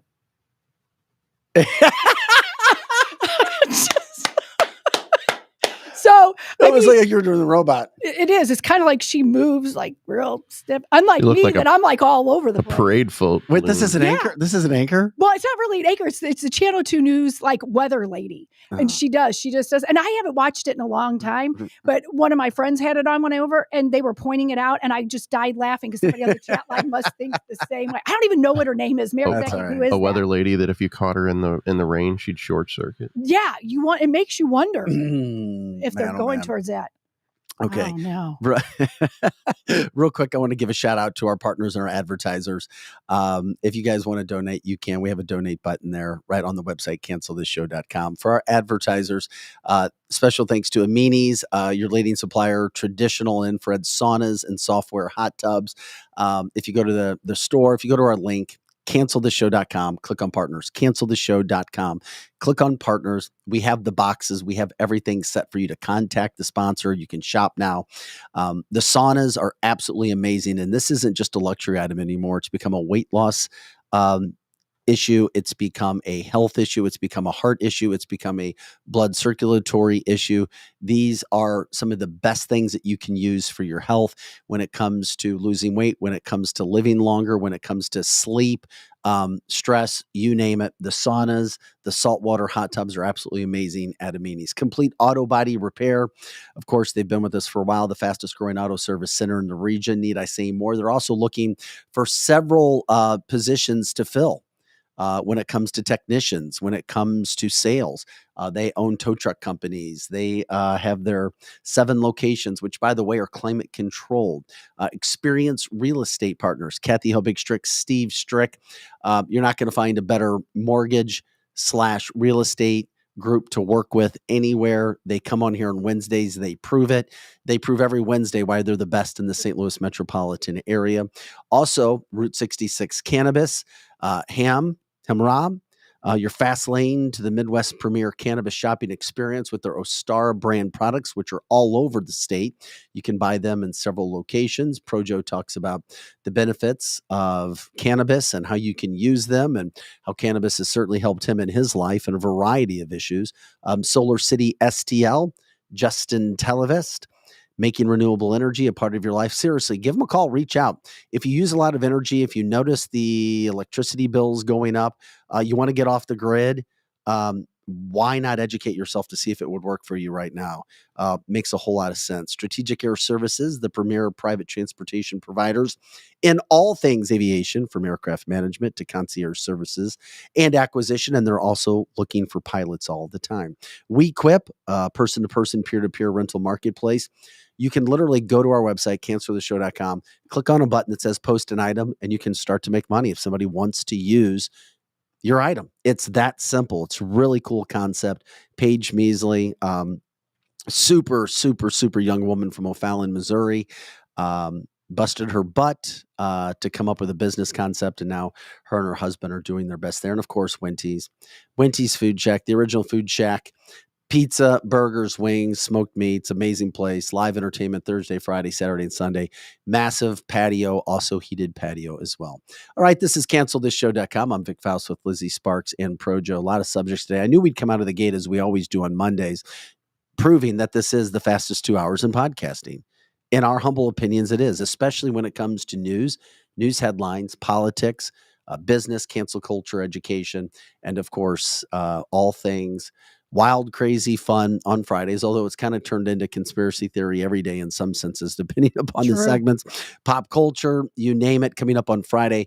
Patrick Willett, you will not want to miss him in the 8 o'clock hour, talking about the demise and the takeover of Minneapolis. Patrick had many years in the stock market. He's very well read. He came in and did a segment with us, an hour segment on what really happened to JFK, breaking it down, the study, the reports. Kind of blew my mind with some areas. It was good. And he's been doing the same thing with Minneapolis. What has happened to Minneapolis, because it doesn't look like America, and that's fine. America can change. But really, what's happening underneath? I saw this happen about 20 years ago, Lizzie. You were there just a few years ago, and you saw a lot of the things. I couldn't believe what I saw. Couldn't believe it. Donna, we are going to be speaking with Frank again. We brought him on from the Young Republicans from the state of Missouri, Frank Cantazaro. He will be coming back on with us as well. Yes, there are younger Republicans, and we want them to speak out. We want them to stand on their ground as well. And that can vary from group to group, organization to organization as well. This is cancelthisshow.com. Okay. We talked about what was happening from a national standpoint. We talked about what was happening from the political world. Something else that's going on that just blows my mind. When is enough enough? When are retailers going to stop giving in to the whole situation, the me mentality, the entitlement mentality, the entitlement society? We get what we want. Therefore, we're going to take what we want because we're not getting what we want because life isn't fair. If you haven't seen the newest statistics that were released, New York City retailers lost an estimated $4.4 billion in 2022 due to shoplifting. And it's all their fault because they are afraid to hire security. They are afraid to call out these people who were shoplifting. They are afraid to tell their employees to report what's going on. And if they do have security, they don't allow them to do anything when people are coming in stealing items. We have seen this happen all over America. It's not just New York City. It is a lot of places. Everywhere. Chicago, it's in Florida, it's in Miami. People going in, taking what they want. And guess what? It only hurts the entire country because insurance rates go up and it hurts small business. I have to say that's been a policy. I used to work for Walmart a long time ago. That's been a policy for a long time. It's just now people are taking advantage of that policy for some reason. But you're not, like, if you ever see anybody taking even a TV out the front door, you cannot get in their way. You can't stop them. The only thing you can do is report it. Now, like I said, that's just been a policy that's been around for a while, and people are just now like just saying, screw it, we're going to, see where it goes. I agree. I saw it increase with the riots of Ferguson, but it was just little by little by little. And now it's full out. You would go to a Walmart and you never saw those blue lights. And now they have those safety lights, even in most Walmarts, where you can like press that button and call the police. And now they have, different little parking spots that say on it, saved for law enforcement, because law enforcement is called all the time, even in the most nice suburbs, because people steal, they just run off and you can't go after them. You're not allowed to. You get fired, or in this case, you're afraid that somebody's going to just, shoot your head off. Pre-COVID, when Walmarts were open 24 hours a day, when you would walk in there, sometimes you'd see a police officer standing at the door, like, Correct. Correct. as a deterrent or whatever. But Terry has a good point. But then they check our receipts. So we come in there, and if you don't have the correct receipt or you don't have the right thing, you either don't get your money back or you just get store credit. And yet criminals can just walk out, like what Vic just said, with a TV and whatever, walk right out the door. But the other part that's happened now, this isn't becoming, you don't steal $4.4 billion worth of merchandise just by individuals. Correct. What has happened is now it is an organized shoplifting situation where you have shoplifting rings, people working together. Criminals know where they can go and get the items that they need to go. Correct. And get and sell and make money on. They know where situations are going to be most advantageous for them. Why do you think you've seen so many of the Walgreens shops, the CVS is closing around the country? They can't handle the shoplifting. Why would an owner of a business sit back and not do anything? I don't know. We can speculate. I don't have proof as to why they're doing this. But there's a second facet to this whole situation, and it comes to prosecuting crime. Because in most of these cities, you have, Democratic mayors, you have Democratic attorney generals, you have Democratic circuit attorneys who won't prosecute the crime. And it doesn't take long for word to spread on whether their friend, their cousin, their family member got busted for shoplifting or did not get busted for shoplifting and is now making money on it. That is crazy. And they're these organized rings that come in, they scope out the place maybe the day before, maybe the night of, and it's very orchestrated. They even have warehouses for the products that they go. And I don't know if they sell it then on eBay or they sell it on a buy, sell, and trade, but they take them in droves, and they have these stolen goods in warehouses. $4.4 billion. That's unreal. It shouldn't be $1. Why the hell is it being allowed? Once again, another facet of tearing America apart at the seams. These situations are a byproduct of the slippery slope. Oh, well, they're young. They don't understand. Oh, well, you don't understand the plight in society. Oh, you don't understand. They don't have money. You know what?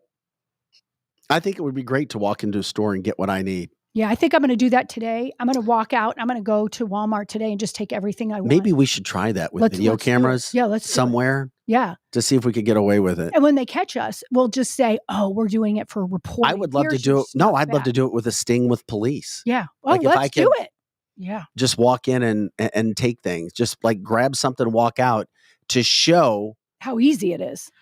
It's really weird to say, but, if you do that, Vic, I could see you going to jail. And I don't know. That's just... I could see him going to jail. Why? What is it about me? First of all, the only thing people would know about me is my look, the way I look. That's all they would know. Well, because you have white you're privilege. Privileged. You shouldn't. Why am I? You shouldn't be do allowed I look to do privileged? Stuff like that. Yes, Yeah, you look very privileged. Oh, I'm very privileged. It's because of the color of your skin. Now, I mean, we're calling it out, and people don't like to see it, and they'll say they're racist, and I'm totally not. But that's the truth. The truth hurts sometimes, but it's the truth. You would go to jail so fast your head would be spinning, and then they would give you no bail, or they'd give you $1 million. And they know that you could afford the attorney and all this. They know that you could afford bail. I could. Yeah. Right. That's what they assume. For the bail money. That's right. That's what they assume. I mean, just think about all I'm a first-year business owner. Yeah, well, there's that. Yeah. Leave me alone. Well, they don't know you. You're Don't gonna really waste your have time money. looking at the anybody needs account. to go into a Best Buy and grab a bunch of big screens, we all need to go up there right now. That's right. That's right. Well, and that's even true. $4.4 billion in New York City. Yeah. What this should be talked about everywhere. And you know what, the people that steal these and these things, and I said it way back when everybody put the masks on, they would use that for crime long after COVID ended. And that's what they're doing. Look at all these. And they're using them in criminals. Yes. All the time. They'll use mask in, not all people, but many people who are committing crimes at protest have mask on as well. The majority of them do. The majority have them on. And it's, you look at it, if you see a whole group of people coming at you and they all have masks on and it's not COVID time, you better get out of the way because they're about ready to go do some troublemaking. Terry says as long as it's under $900, you might be fine, Vic. What the? Yeah, there is. Are you there kidding is a me? dollar amount that's non-prosecutable. Yeah. Okay, and non-prosecutable? Yeah. Then why isn't everybody going in and grabbing what they need just because of your some heart of us for have God? morals and we have a and conscience. standards and conscience. It's $900 non-prosecutable.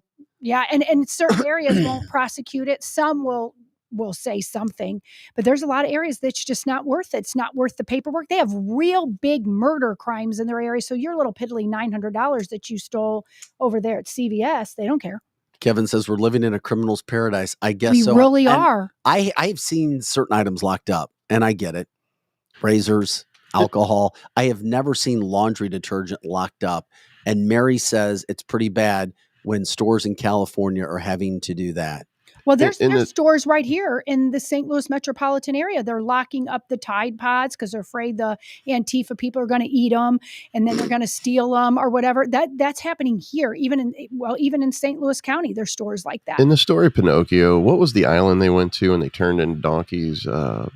I guess I can't think of the island. Maybe one of our listeners knows. Yeah, I feel like we're on that island. That makes sense. We do kind of feel like we're on that island. Okay, this just blew my mind. I guess it makes sense. Terry says, yeah, I've seen them. Oh, cable, they run cable through them. They sit at the front doors and add up the prices to make sure that they don't go over $900. Yeah, I've not seen that closely, but I've heard people say that. I have a friend that's a police officer that they do see the criminals added up, and the police officers don't even necessarily go after them unless there's a report made because it's not prosecutable in most areas. And this is happening as the holidays come and people, want to go out and get gifts and do shopping. Matthew says Legos are now locked up at some Walmart and Target locations. That is very true. Well, I wouldn't know about Target because I don't go in there and I do whatever I can to not go in. I can't even tell you the last time I went into a Target store. And for listeners who are there, it's only because of their owner coming out and lying about what they did and didn't do. So if I don't have to give them $1 of my money,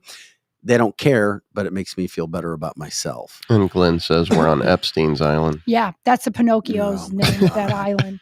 Makes you wonder now that was a Disney thing, how corrupt they were even back then with their long Pinocchio noses. Well, Megan Marie says they turn around after taking it, then sell it for twice. I guess the black market somewhere. They sell it like we had one time. Facebook Marketplace. I don't know.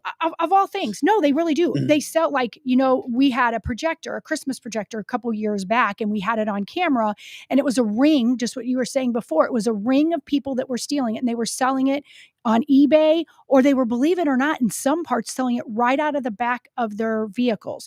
And if they put on eBay, twice the amount they got it for. And if they sell in the back of the truck, pennies on the dollar, but they get money. I mean, think about that. I mean, somebody comes to your yard and steals a little projector light. I mean, it takes a lot of nerve, but that's why people have cameras everywhere now.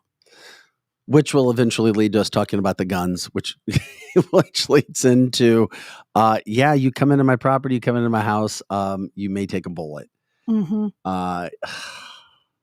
Yeah. And that's a shame.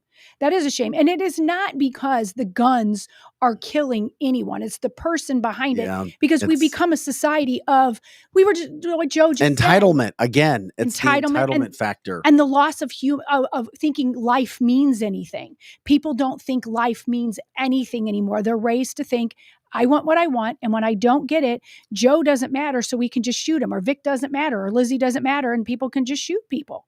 There's no thought for human life in so much of our society. Yeah, unfortunately, that's what we try to call it out. We don't want to try to depress everybody, but it's more or less educating people so we know what to do when faced with certain situations. Well, think about this one. You got people like Bill Gates and all these people in, the deep state that are talking about world population and depopulating. Then what's to keep, somebody who's being oppressed to be like, well, screw it. It's just a human life.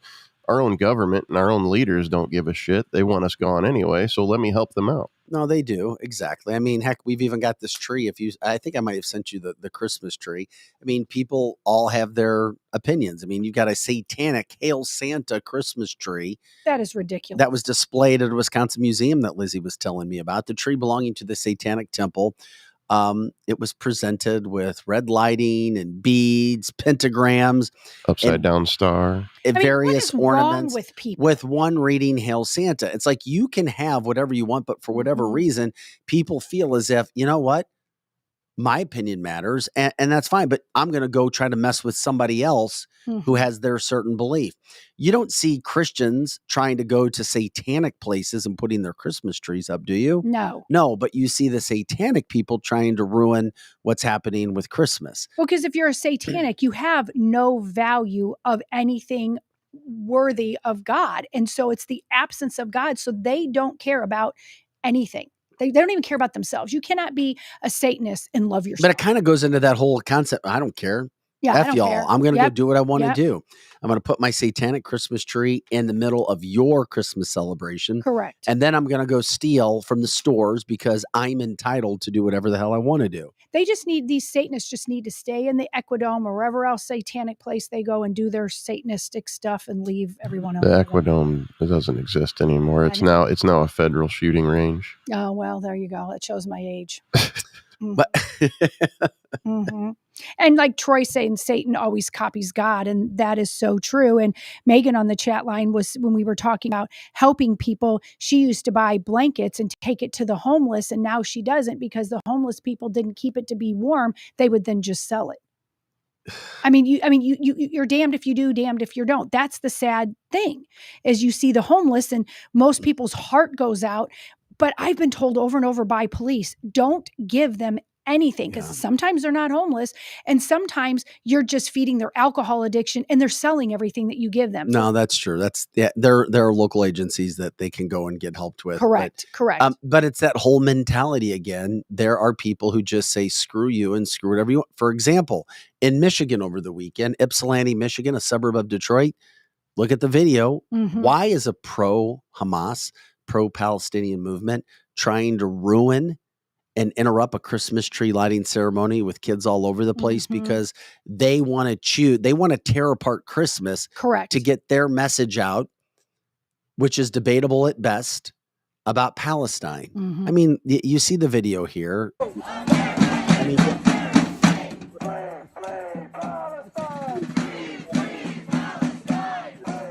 saying all kinds of death to America. Yes. I mean, this kind of stuff continues to happen everywhere. They're calling America a terrorist state on part of this video as well. And that just shows you what we're getting. We're not getting the best and the brightest from some of these countries, including the pro-Hamas people. They want to come here. They don't want to assimilate. They want their ways to be over here. And my thing is, stay the hell where you're from. If you think your ways are so great, then stay there. Don't come over here and bring your dumb looking green, black flag over here and wave it in front of my Christmas tree.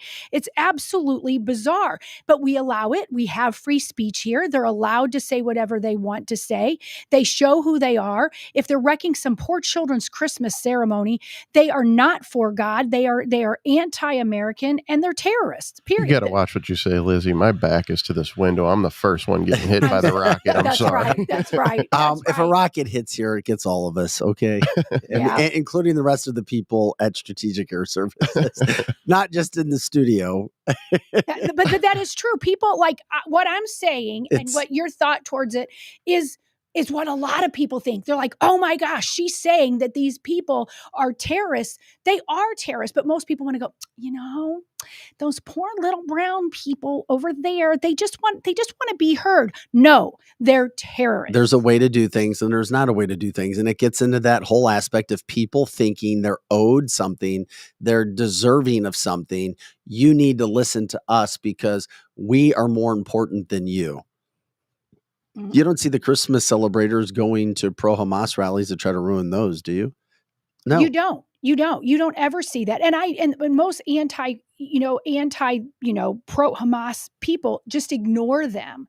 But maybe we shouldn't just ignore them. They're coming over here and promoting terrorists and we just go, oh, let's just twiddle our thumbs. That's okay, because we're normal and we don't cause a ruckus. Yep, it is. And these are things that we just try to show you that are happening in a world that, just whatever we can find in our 2 hours. And we appreciate you guys sending us stories. We appreciate you guys giving us interviews, information, things like that. We are grateful for.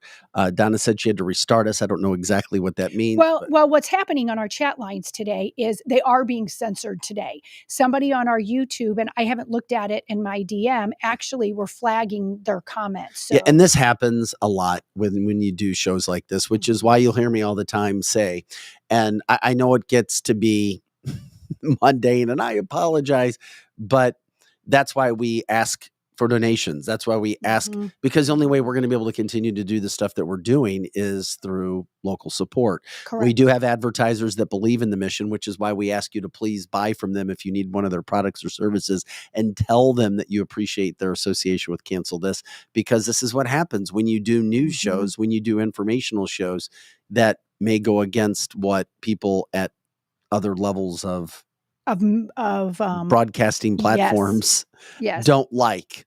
And it's sad because there are basis upon, you may see, and we get the totals, and we're grateful for the amount of people. The show has an incredible reach locally and nationally. You may not see, quote, a large amount of, quote, live listeners. The total is much higher. Well, the total happens after the fact. It seems like most people watch us after the fact, or they watch us the next day. I know many people that are at work, and so then some can listen to it, but many have to listen to it that evening, or they listen to it in their car, and they notice that they make comments even after the fact that something gets flagged or whatever. And to Vic's point, that's why you have to support a show like that, because people shows like this, not just ours, but people that are bold and speak the truth and are not afraid to offend the liars, often have a lot of trouble with people. And Lizzie tells me we're not very controversial compared to other shows. We're not. I think I don't. I think and we're still getting yes, I think there's shows way with more live controversial looks than us. And we know that we get Fatto banned, as I've talked about before. So not to get too off subject when it comes to that, but these things happen. They do happen, and it's unfortunate, but life goes on. We're going to continue to do what we can as long as we can, and do it at a high quality that we're trying to do right now. So thank you for letting me get off base just a little bit. I just saw a headline come down, and I wanted to cover it in our final 15, 20 minutes, if it's all right, unless you guys take us in a different direction, because it's a personal choice. It's a hot button topic.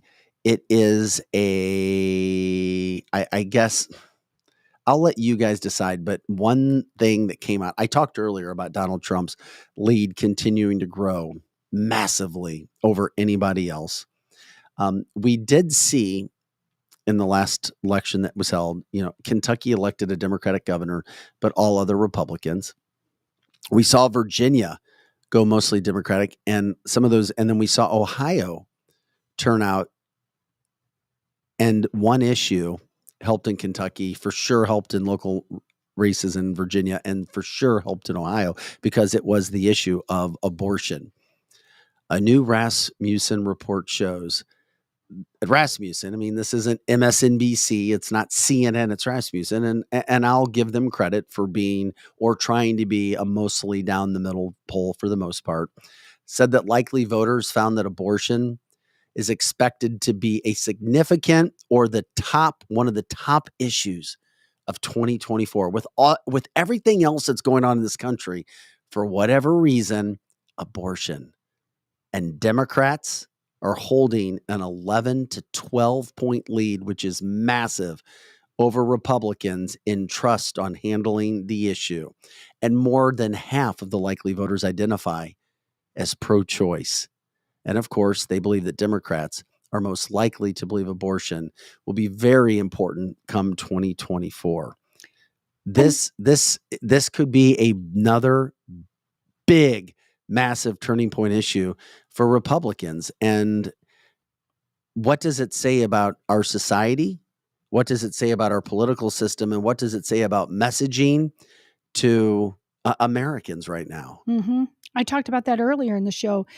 Humanity and human life does not have the value as it used to, even when I grew up. I mean, right now, it is being pushed that you get what you want And if you have dreams and you happen to have that baby in your belly, but you don't want it right now, you can just exterminate it because it has no value to you. And that's how they're taught in schools. That's part of it. But I also think part of it is propaganda, where they want people to back off since Roe versus Wade was successful in having it overturned. They want you now to believe, keep your voice quiet about killing human babies because that's going to hurt the Republican platform. So you back off talking about that. So Republicans are going to not talk about that as much because then they're afraid that they will lose voters. So again, it's the way that they can depopulate. This is all go back to whole state, mainstream, our government, all of it. They want to depopulate our country. They want to have control over us. How do you get control? You depopulate Christians. You, on purpose, you depopulate people, you depopulate humanity. Even in Christian realms, there's many churches that believe in pro-choice. It boggles my mind, but I can name a few because we don't want to get controversial, and they give money to pro-choice organizations. While on the other hand, we've been talking about this a lot on the show, you have people that are coming over from the Middle East that are procreating Mohammeds at a humongous level. And so the Mohammeds are going to be real big. You said they're procreating Mohammed. They are. They are. That is what they're doing. The number one. Lizzie, if our show doesn't get some sort of like, oh, God. But it's true. You're the one that's going to bring listeners to this show. I'm just telling you that right now. I mean, I'm just telling you, that is what's going on. Is there is, okay, you Middle Eastern people pro-Muhammad, and then you white-faced people, you kill your babies, and it's okay. I mean, it's all part of the plan. People don't believe it, but it's true. I think our listeners do. And I think a lot of people besides our listeners do. And it's a political thing so that Republicans stop pushing life. Voters under 40 more likely by a good amount to identify as pro-choice, and also more likely to expect that abortion will be, once again, a very important issue in the 2024 election. Mm-hmm. And then here's the other part of this. And when you break down the electorate by income categories, which is always interesting, I like to look at the financial aspects of things and how people think and how they vote. And of course, money being so important and necessary. Voters in the highest bracket earning more than $200,000 a year are most likely to identify as pro-choice and also most likely to trust Democrats more to handle abortion. So people who are making the most money are pro-choice. Mm-hmm. They have more money and they're pro-choice. That is very true. Think about that. Think about that. Think about what you just said. Say that again, and then really think about what you said. People are putting their money on murder. Murder. That's what it is. It's biblical. Maybe if you're not a Christian, you don't care. But it's you're murdering someone that doesn't have a choice. They don't have a choice in the matter. Somehow they got in your belly. Somehow they got there in your abdomen and your womb. And they're there by God. Well, the reason I find it interesting is because most of the arguments, whether you're for or against abortion, when it comes to against, it's, oh, well, many of the times it's people who can't support kids. And they have money, mm-hmm. and there's, well, you don't have enough money. I've said it before, and I say, thankfully I'm here, and I can attest to this and speak to this because my 17-year-old mother decided to have me. Roe v. Wade became legal 3 months before she had me. She was in. How are you going to do it with How are you going to do it as a 17-year-old with an 18-year-old dad? How is that even possible? Mm-hmm. That you don't have money. You come from an average family at best. How is it going to be possible that you could raise a child that could do anything with their life or have any sort of standing in their life to do anything? Once again, it's not easy. Mm-hmm. I remember some of my first memories as a child were living in a trailer park. Yeah. And those things happen. I'm grateful for the life that I have. And it wasn't easy. Now the thing is that you hear like, well, these kids aren't going to be able to live and do whatever they can. Yeah, they can. Yeah, they can. You live in America. There's so many people who want have babies. resources. If you're coming again, then you have another group that says, well, it's just a matter of autonomy. It's It's my body. What do you mean, my body? There's no other person in me. Because if you consider that there's a person in you, then yes, you're admitting that it is murder, I guess. And this is what I'm just fascinated by this topic because it's going. I do believe that it's the only thing the left has right now. Correct. It's the only through. thing they have. And that's why they're pushing it. And the big corporations. But this was just Rasmussen doing that poll. It's like. And that's not a right-leaning poll. And Democrats won this issue last month or earlier this month, excuse me. They did. They won the abortion issue. And guess what? Democrats own the issue. Even if you're a Republican and you're for abortion or you're pro-choice, and there's a large amount of Republicans who are pro-choice, Democrats own the issue. And I know a lot of Republicans, Lizzie and Joe, and to our listeners, who want Republicans to give in a little bit on this because they feel that it could mess up everything else that's going on in society. Mm-hmm. Yeah. Well, and people on the chat line, I hear it constantly. Yeah, are saying that they're not for abortion, but they think it should be legal. However, with zero tax dollars going to it. If you want one, you pay for it. But that's the problem. Tax dollars are not going to be disassociated. That's my problem too. I mean, I don't think you should murder at all. It's an all or none issue, which is unfortunate. And that is a shame because if you're a libertarian, you would be pro-choice. You would be. And so, and a lot of conservatives would be like that too. I don't want any government. And if that's the case, fine, you can go have an abortion if you want to, but our tax dollars should not pay. Well, you also have the issue of the rape victims, which comes up, which is less than like 1.12% or something of that nature. So Democrats have done a very good job, or people who are trying to push for pro-choice, at singling out that teeny weeny little bit, which is why everybody should have it. Correct. It's certainly a talking point. And I do understand. It's certainly a talking point. That must be awful. If you were raped and you're carrying. It's certainly a talking point. And you're carrying someone that's a continual reminder. I'm not sitting in judgment of somebody that had that, but I am going to be talking as a mom of 2 adopted kids. I don't know how they came here. I don't know if they were a product of rape. My kids and I have even talked about that. They don't care. The baby in of itself, especially if they're giving up for adoption, that they don't care. I mean, they don't care. They just are thankful that they're here. So, I mean, and I feel really bad for people who are in that situation. I've not been there. I'm an adoptive mama, and that could happen. But gosh, the whole abortion thing is so polarizing. Either way that you look at it, but no matter what you think, whether you're pro-life or pro-choice, if you are a right-leaning person, you want less government. And so our government is paying for these abortions. Yeah, I've also seen, and this is my issue with Democrats' issue when it comes to, quote, abortion or no abortion. Why can't you have the ability, some group, some organization, or the abortion facilities themselves, if they really do care about what's best for a woman, why can't they see what they're actually doing before they do? Why can't they speak to a counselor that is giving them another alternative right before they do it? That is not being allowed. Correct. Why not? If what you're doing is great, if what you're doing is the best thing, if you're really providing hope and a future for a female who's going through something, why are you afraid for that person to talk to a counselor to make sure? Because if you look at the post-operation stats, they are not positive when it comes to the woman and the decisions she made. Yeah, there are some out there who said, yeah, it was the best thing I ever did, if that's what they want to say.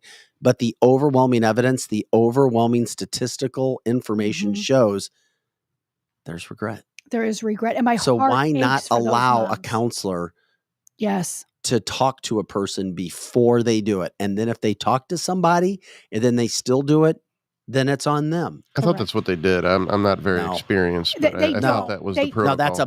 No, that is a big political problem now, because you have conservative groups who are saying, we're pro-life, let us come in and talk to the people before they go.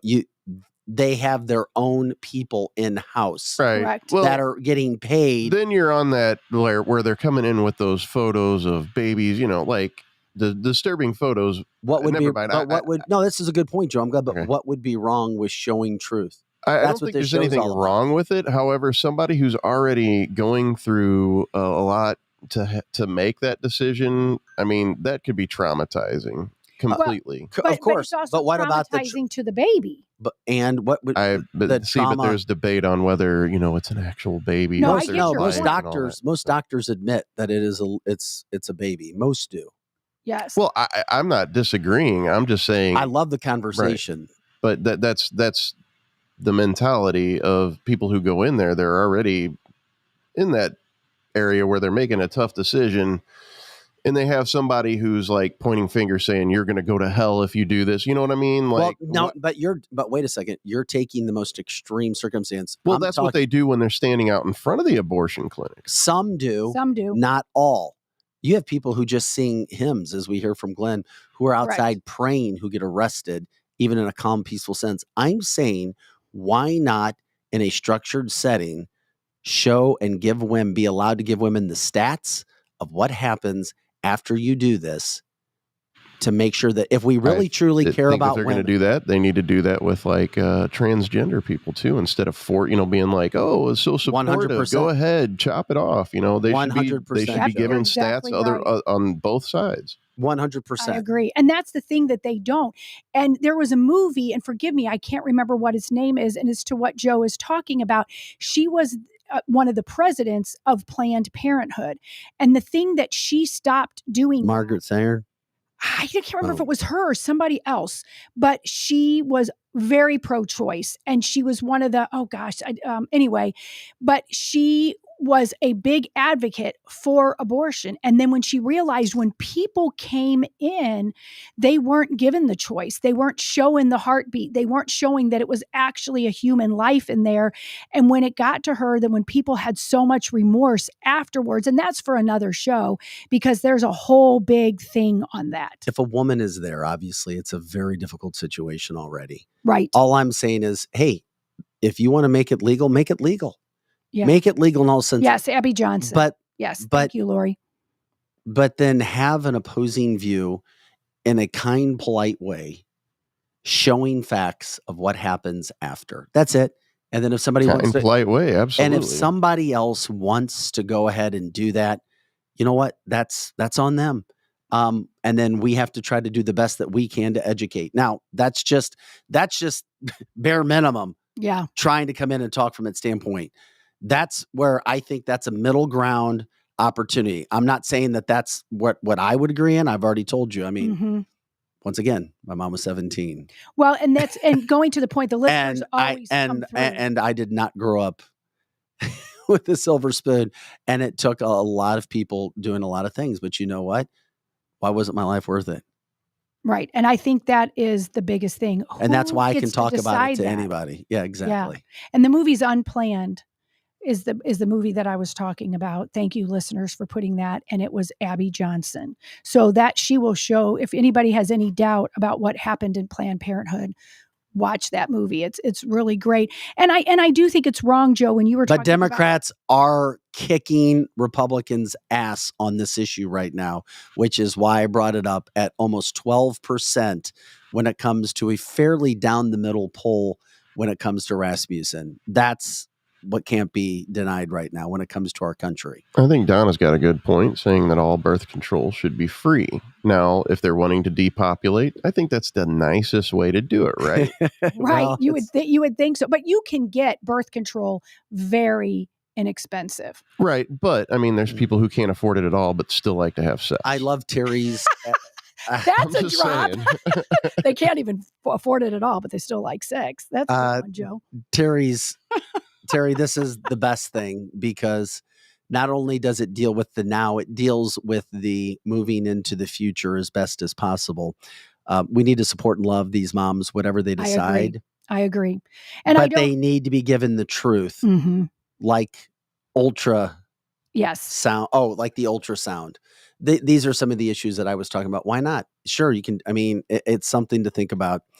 Well, if you give an ultrasound to somebody who's trying to have an abortion in the early stages, it's not going to do anything. You're not going to hear a heartbeat or anything. That's true if it's very, and then very you get early. and then obviously you get to different times of a pregnancy, different dates, and a baby's development. And here's the misnomer of what people think. Like, I'm pro-life, but I would not be one of those people standing out there before they would go into an abortion clinic and screaming, "You're going to go to hell." And there are if you people, have an abortion, because you don't know that, because you could, after you do that, understand what you did. I don't and agree have with regret. that either. I don't but think you're going there to should hell be no unless problem with people being able to demonstrate on public property regarding praying. I think that's fine. I think people out there like Thrive and some of these other organizations, We've seen and prayer Birthright, warriors I love being that. arrested just Yes. for praying. Yes, I think you should pray, because you should pray for not only that baby, but for that mother that's making a choice that could very well have lasting effects on how she feels going forward of what she did to her own human flesh. So I actually think that if you know somebody that had an abortion, is not to go up and go, "You're going to go to hell, you're awful," is to love on her. Because if you have any conscience at all, you're hurting. That's not something that somebody is going to go woohoo, unless you're a drug dependent or you're mentally ill. The normal human spirit wants to love their offspring. It's normal, and they're just scared. Many of them go in there because they're scared. They don't know what to do. They're not ready, and society has been telling them it's okay. It's not really a human, but deep down they know it is. So we should be loving on the parents afterwards that chose not to have life, because there's regret there. And Republicans, wrapping up the conversation, are going to have to figure out where they stand. Are you against it 100%? Are you not? Are you willing to give up elections because of it? These are issues that have to be addressed. They have to be talked about. They have to figure out, is there some sort of term limit to accepting something? Are there circumstances with accepting? Because the one thing the Democrats get in this whole situation is the abortion issue right now when it comes to what America is today, especially 40 years old and younger. Yeah. But we all know, as Todd saying, Trump won the last time too. The election was stolen. There you go. Just saying. This is Cancel This. Guys, we appreciate you joining us. It is the fastest 2 hours in podcasting anywhere. Our live show, our live TV/audio podcast here from the Chesterfield Valley at Strategic Air Services. Thanks again to our partners or sponsors, to Projo, to Lizzie. We have a busy week coming up. We're grateful for you guys jumping in. And if you have ideas for stories, reach out to us, of course, on our social media platforms. If you have ideas for guests, let us know. And of course, other advertising partners as well. We're grateful for your support, guys. Like, subscribe, share the show. You can send stars as well. Did we get to most everything? I think we did. I think we got to all. There's a few things left, like some Dolly Parton. Dolly Parton. I want to show that tomorrow. Yeah. Oh yeah, we got to do Dolly Parton tomorrow. So come back for Dolly Parton. Somebody sent me a mask. They said Dolly's wearing a mask. Oh, when she was at Tennessee, when she was at Tennessee 2 weeks ago. Yeah. And then she was at the Cowboys game she had a mask. Okay. Dancing as a Cowboy cheerleader. Yeah. I hope I look as good as her, mask or no 80? mask. I hope I look like her at that point. You got a long way to go, so stop it. But I do like, did you notice? Well, we'll talk about it tomorrow. I can go on and on about it. There is another J6 video, but I'm sure we can cover it. We can talk about that. That's evergreen. Yeah. All right, guys. Thank you. Have an awesome day. And thank you for supporting us on cancelthisshow.com. For Projo and Lizzie Sparks, I'm Vic Faust. Have a great day. That does it for this podcast on Monday, November 27th. We'll see you next time.